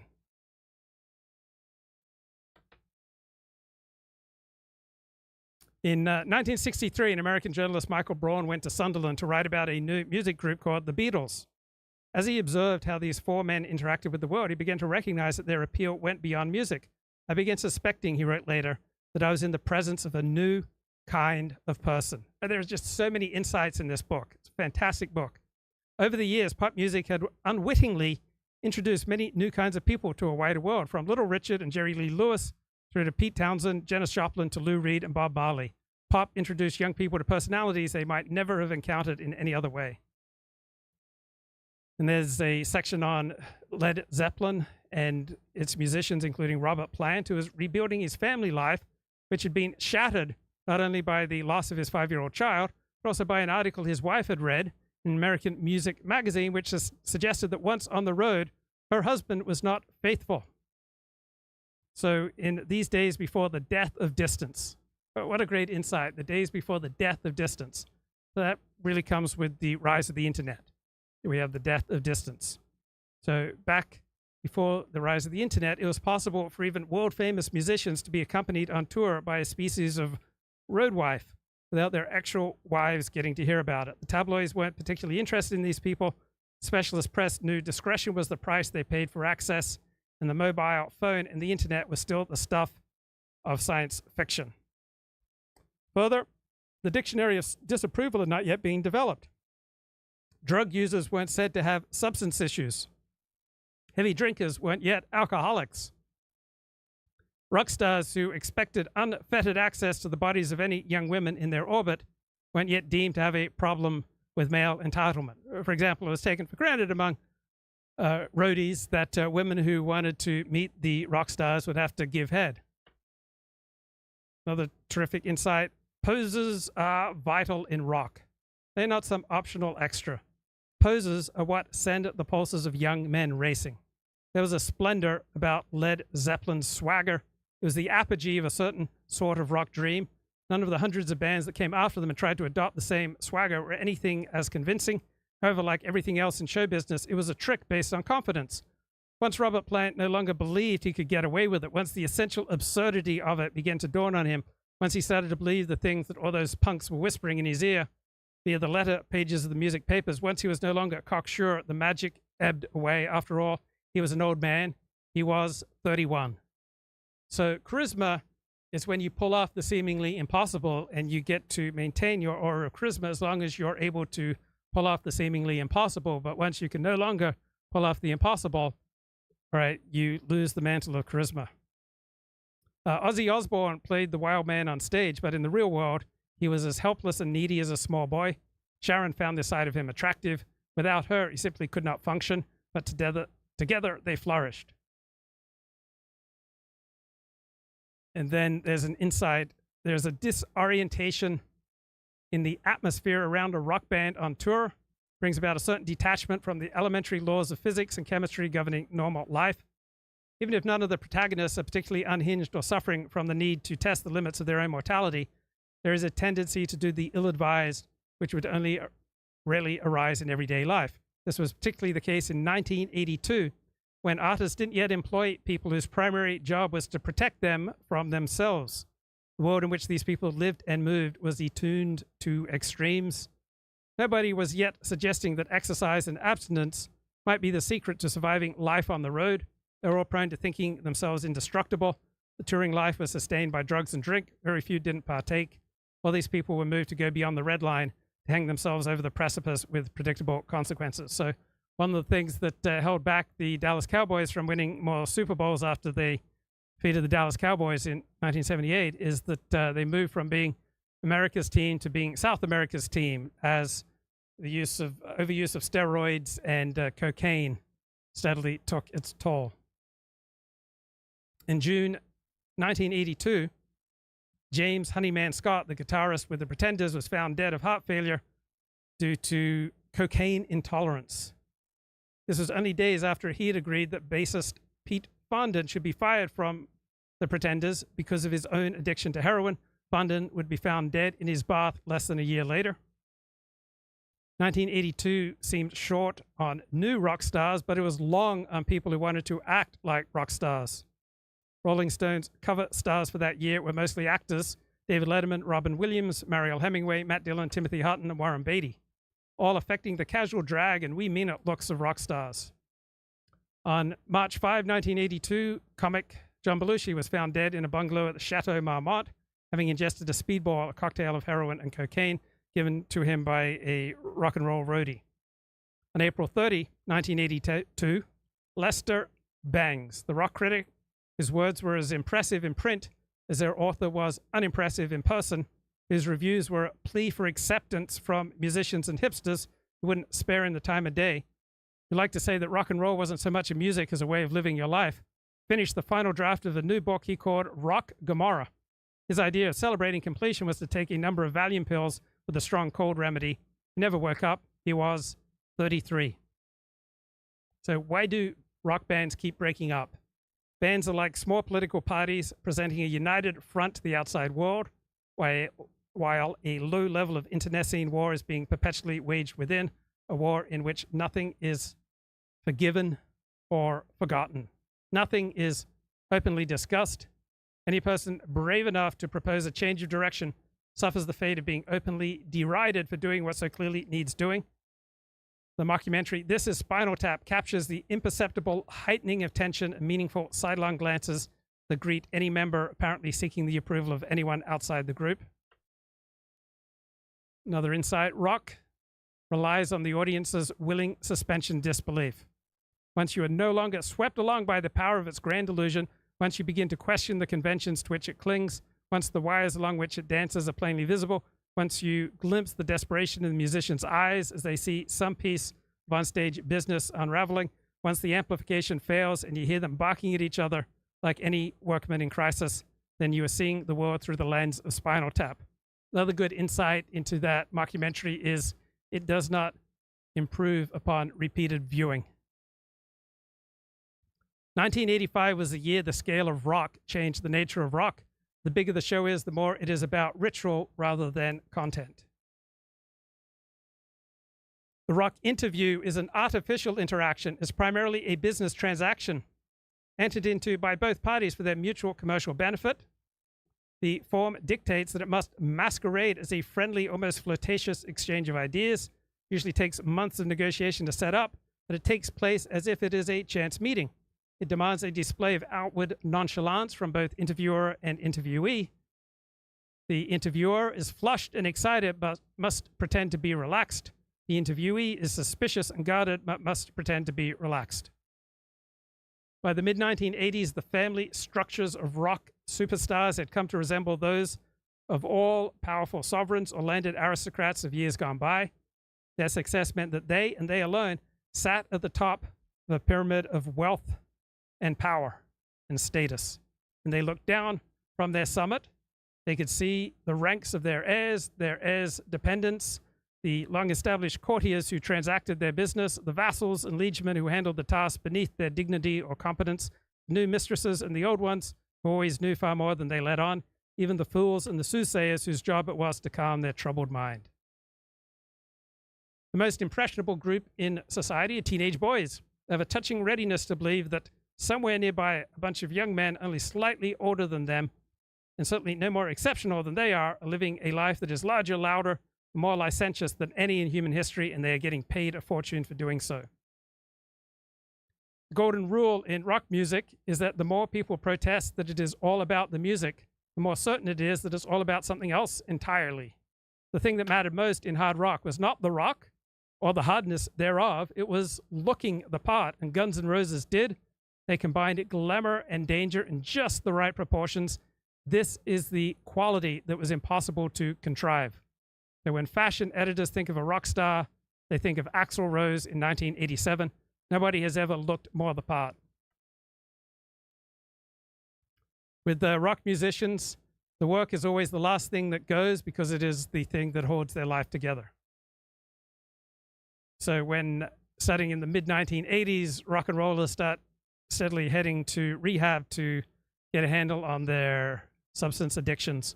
Their counselors had to deal with a toxic combination of arrogance and self-abasement. Performing provided its own high, both in terms of sheer satisfaction and the transformational effect it had on their status. When not performing, they were prone to feeling that others had detected their inner worthlessness. When Stevie Nicks was at the Betty Ford Center, where she was inpatient with Tammy Wynette, Stevie Nicks had to write the words, "I am not special, I am dying," on a piece of paper. This was a serious thing to swallow, she reflected. Ringo Starr, Eric Clapton were among the first wave of rock stars to change their ways with professional help. They would be joined by hundreds of others till it seemed that wherever you interviewed a rock musician over the age of 40, they would volunteer their stories of how they'd stopped using drugs or alcohol. People who in the past were reluctant talkers would now hold forth at length with the practiced ease, those accustomed to giving a detached account of their strengths and weaknesses. The conventional press interview became almost an extension of the process of therapy. Major retrospective features increasingly followed a standard arc. I flew high. I went too far. I crashed. I put myself back together with the help of a good woman, man, manager, therapist. And now what I want most of all from my public is forgiveness. Therapy saved the lives of many rock stars. It also diminished their mystique. After Madonna, rock stars had no secrets. The technology that would eventually enable all of us to be the stars of our own lives was already on its way. So this book dates the end of rock stars to 1995 with the rise of the internet. People in rock bands could not afford to allow themselves to glimpse the preposterousness of what they do. Prince could do anything. In terms of all-around ability, he was probably the most accomplished rock star of them all.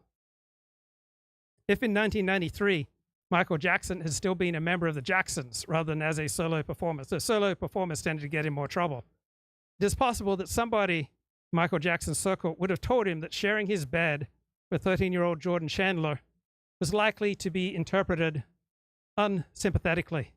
Isn't that great?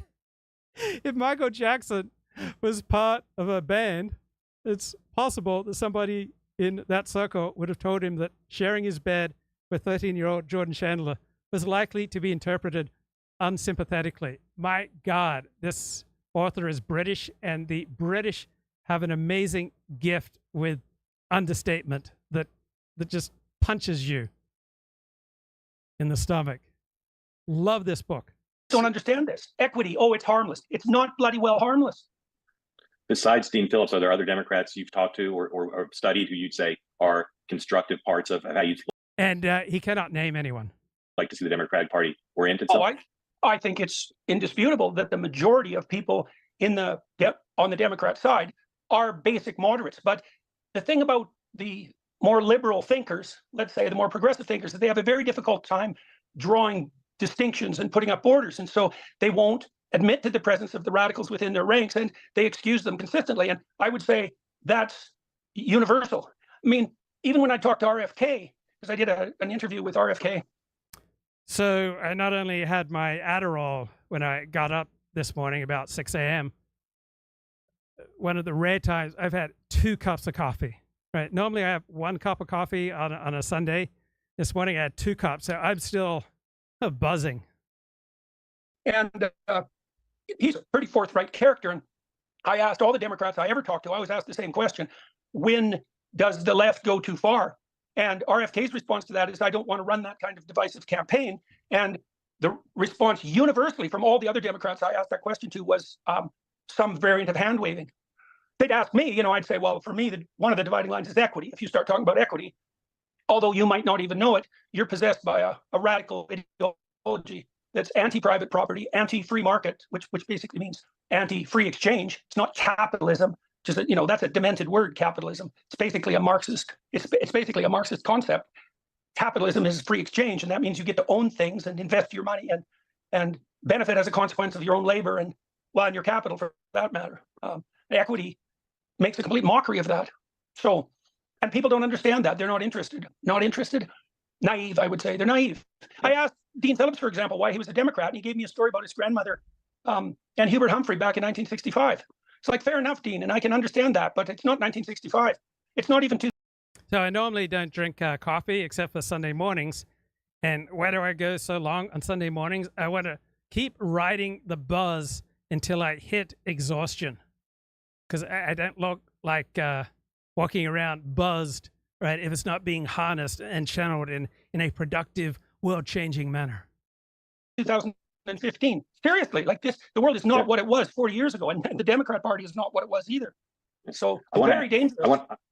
I'm going to ask you about Donald Trump, but first I want to ask you about the vice president, and I'll ask my colleagues to put up a tweet of yours, which I think summarizes a position. Now, again, the language of this is negative. I think that's a fair use of the word, to be clear. But this is your point of view about her, and it's going to be a little hard to read. Go ahead and take that full, and take Dr. Peterson and me down so everybody can see it. There you go. So provoke, turn the tables on achieving a response, lie, joy, narcissist manipulation par excellence. She's a master of chaos and deception. So let's focus on narcissistic manipulation. What do you mean when you say that she's involved in narcissistic manipulation? So Mark Halperin used to be the political director of ABC News, and I think he is a master at coming across from a centrist perspective. It isn't just her; it's her advisor class as well. Well, there's a psychologist, JD. Right. This is a far better interview than you would get from someone who's on the right, usually. JD Haltigan, who's been making much of this on Twitter, he's one of the few psychologists that's willing to use his clinical acumen to analyze the current pathology of the political situation. So there's a cluster of personality disorders known as cluster B, and that includes histrionic, narcissistic. So who is the psychologist that he just referenced? Borderline and antisocial. The antisocial personality types are generally male. The other 3 categories are generally female. And the typical behavior of someone who manifests that complex of traits is to provoke, continually to provoke. He mentioned JD Haltigan.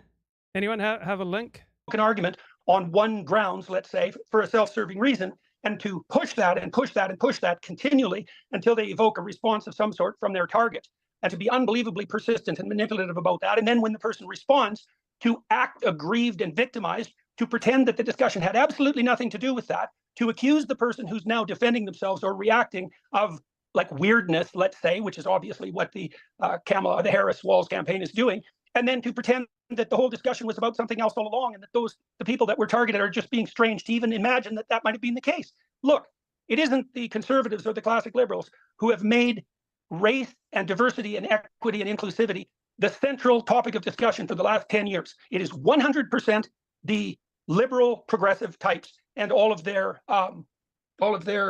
media acolytes, all educated. Okay, I want to go back to Rory Sutherland. You needed a laugh, almost kind of like how a dog shakes its coat when it's wet. And it once needs the to laugh just cast happens, it off. Yeah. So here's an interesting analogy, okay, in terms of being right versus solving the problem. Okay. Now, if you want to win arguments, or if you want to win the respect of a peer group who hold a particular set of political views, what tends to happen is you get into a virtue spiral. I think that's what it's called in the book. Purity spiral. Thank you. Purity spiral. You become absolutist. And then because conflict is inherently interesting, an argument is inherently interesting.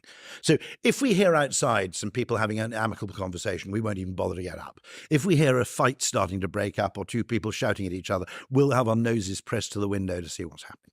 And journalists and newspapers and media know this, so they focus on those areas where there is the greatest polarization, which means you're focusing on the part of the problem which is most difficult to solve. So the example I give, because I'm going to move away from politics, because when you mention politics, everything suddenly drives people to this polarization. I aspire to be the most left-wing person on the alt-right, okay? which is, I find the conversation of the alt-right inherently interesting, but I try not to become part of it. And I occasionally, I write for The Spectator, but I occasionally write about the virtues of Henry George or the insights of Karl Marx, just to shake the whole thing up again. Bloody interesting. All right, Jordan mentioned this psychologist JD Haltigan, who I've not heard of before. Let's give him a shot. A generation growing up in the way they are, with sort of an undeniable, I guess, less of an ability to regulate their emotions than previous generations. How much of it is due to their inborn temperament? How much of it is due to being differences in how they were reared?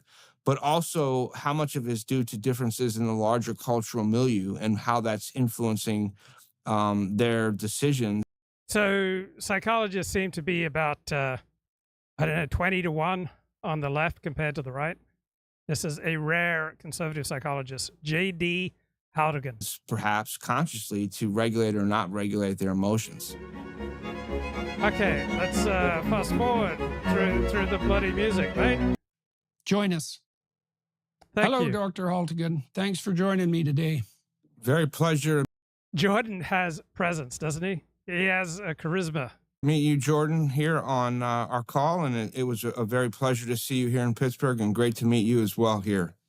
Let's start by talking. Right, compare the charisma quotient of Jordan compared to JD Haltigan, right? Jordan's like a 10 out of 10. JD is what, 2 out of 10? About who you are and what you do. Just why don't you walk everybody through your, well, let's go into your graduate education. We'll start there and walk people through. And so they get a sense of what you do, but also what position you're in at the moment and why. Sure. So my academic trajectory was, my graduate academic trajectory started really after I did some residential treatment work in upstate New York here in the States. And then I did my PhD in developmental psych at the University of Miami in Florida.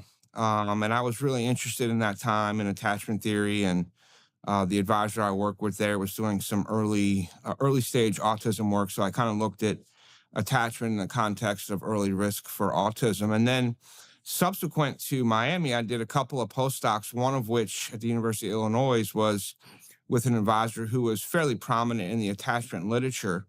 And I trained on things like, measures that are kind of conventional for the attachment developmental tradition, like the adult attachment interview and the strain situation. I can discuss those later, but I did that.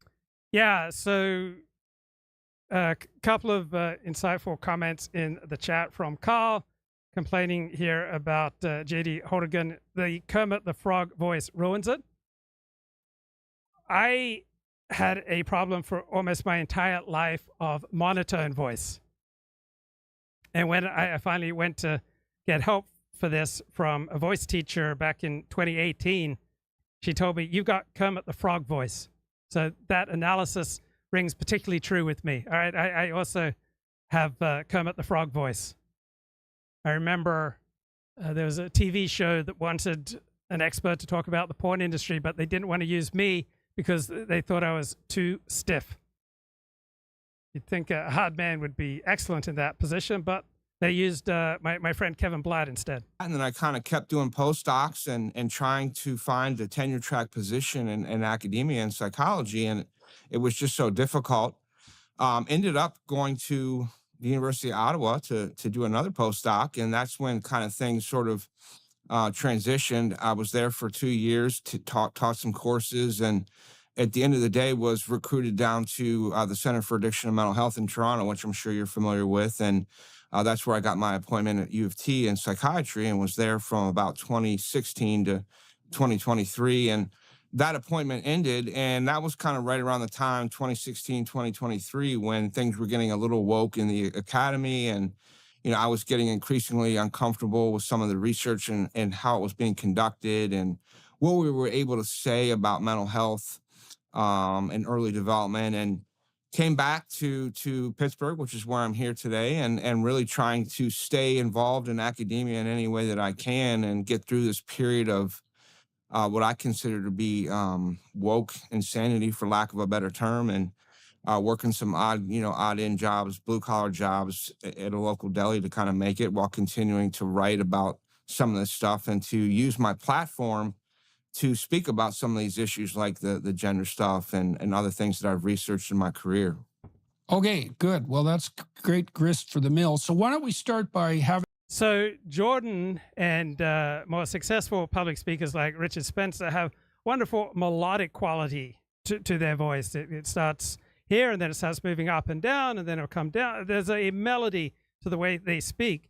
But for JD Haltigan, and how I was for almost all of my life, my voice was just stuck in my larynx, all right? It was just Kermit the Frog voice. Haven't you explained to everybody, well, two things. Why don't you tell them... Right, so he needs to move the point at which he projects from, like further up in his voice box. So instead of speaking from the back of his throat, he needs to move that resonance point as high as possible. So right now I'm speaking, and how I've been speaking since taking these voice lessons in 2018, from as high a point in my throat as possible. And so that requires more energy, but I more than effortlessly project my voice when the resonance point is as high as possible. And where is that point? It's that point there where you're making that that's where you want to be speaking from, right? And it requires more energy. You got to be directing yourself up, but then you can more effortlessly project your voice. What developmental psychology is, broadly speaking, who the masters are in the field, and what attracted you to it, and then zoom in a little bit more particularly on attachment theory. Sure. So developmental psychology is more or less the study of development across the lifespan from the cradle to the grave, which was one of the earlier terms that John Bowlby, the sort of originator of attachment theory, came up with. So across birth to death. And we look at how individuals develop, how they develop their cognitive skills, how they develop their emotional capacities. In particular, the earliest stages of life and infancy, how the relationship with parents impacts that, the development of language, the development of theory of mind, for example, and other things. And some of the earlier stuff that happens in adolescence, the crisis of identity is another big one. And then in aging, which is not really my focus, I was always early infancy to middle childhood, but in aging, you study the similar things, the decline of mental faculties, emotional capacities in old age, and so forth. I guess some of the big names that listeners might be aware of. So back in 2018, when I was stuck with this kind of Kermit the Frog voice, all right, I looked up monotone voice, because I kept being told I had a monotone voice. I looked that up on YouTube. I'm it was King. the I first... have a super monotone voice. It might not come off that way in some videos because I edit the out of all the pauses and gaps. I never thought that it could... All right, this is the first result that came up when I went onto YouTube, looked up monotone voice. Could be improved. This month, I am going to speak to a speech therapist to fix my boring voice. In the past, I've lost 40 pounds, I've gotten a hair transplant, and this is the most life-changing video I've ever made at BuzzFeed, and you will see why. One of my biggest insecurities that I don't talk about. I'm very nervous because what if I can't change? With all that said, let's jump into it. Let's go meet our speech therapist. My name is Amy. I work on people who want to improve their speech, singing to acting to presenting. It's not about the She is a fantastic voice coach. speed. You don't need to speak fast. If you stop And you think exactly what you want to say, your point can come across much more poignant. I noticed you use your hands a lot. A lot. We talk about what's called the power box, which is right here. You always see politicians doing this. You want them flailing all the way because then your ideas are flailing. But if you have it right here, what you need to do is really try. This is your exclamation point. What other things do you think I could improve on potentially? Potentially, and you left it right there. I didn't know if you were done with your sentence or not. Versus if you would have said, so what other things would you like me to work on? I would have gotten the clue like, now it's my turn to talk. My God. So especially for an interviewer, another thing let's work on. Eye contact. Because you keep looking up at my flashy light. And it makes me want to be like, what's up there? Is something there? It's very vulnerable for both of us. But vulnerability is what makes for good content, good conversation, good dialogue. I'm really nervous because at the very end of the month, I'm giving a speech in front of over 500 university students. I really want to dig deep and apply everything I'll learn to give the most Right, this is voice coach Amy Chapman who is speaking there. inspiring and honest speech I've ever given. One of the things I did is go out and talk to coworkers that I have. Ask them what they first thought of me when they first met me. The first couple of times that I met you, I thought you didn't like me because of your voice. Before I got to know you, I was afraid of you because I always thought you were angry. Since you're monotone, I don't know what you're feeling. Like, are you mad? Are you frustrated? Are you happy? At the very end, you're going high-low. I like gum. I do want to learn to garden because I think that's a really good skill. Great, don't drag out the last words either. You can just take your finger, touch your thigh. I started studying video in college. That's it. Kay and I will go to dinner or something, and I'll be like, oh my God, that was so good. Kay will be like, it was pretty good. You always say stuff is pretty good when it's excellent. What is it gonna take for you to be blown away by cuisine? I really need to wash my car because it's really dirty. I want you to get that across from me with just saying na na na na na na na na na na na na Na na na na na na na na na na na na na na. Now add words. I really need to wash my car because it's so dirty. So when I took your words out, you used every other part of language to get your point across. Yeah. And the other parts of language are intonation, are stress,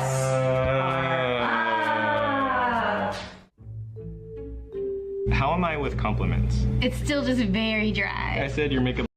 Okay, excellent BuzzFeed video there. I hired a speech therapist to fix my boring voice. Let's get a little bit more here from Rory Sutherland. Guy Marks, by the way. Okay, right. I mean, I think the actual the way I'd put it is the diagnosis is fascinating and the prescription is terrible. Correct. Okay. Correct. Now, okay, the perfect exemplar of where this problem goes wrong, and this is very difficult if you work in advertising and marketing, because quite often you're not criticizing the intentionality or the aspiration of the person. You're merely saying that the way you're going about this isn't working very well. Okay. So yes, nearly all the aspirations of, say, the diversity and inclusion movement are those which we should all generally support. And I don't want to ever get into that kind of weird, weird thing where you start getting angry about trigger warnings, because if you give it about 10 minutes thought, you realize that trigger warnings, although they're a bit funny, and it's a bit weird when Netflix says may contain nicotine use, okay, which, never put anybody off going to the cinema in 1946. Imagine if you had to do that. Casablanca, warning, nicotine use. It's a bit weird, okay? But it's a great idea, okay? Some people may be deeply upset by certain forms of content, and you should at least give them the opportunity to kind of opt out or to avoid it. Yeah, okay, we can debate what is triggering, but nonetheless, it's broadly speaking. All right, I think that should do it for today. It's just starting to feel the first intonations of some fatigue. The caffeine buzz is wearing off. I'll talk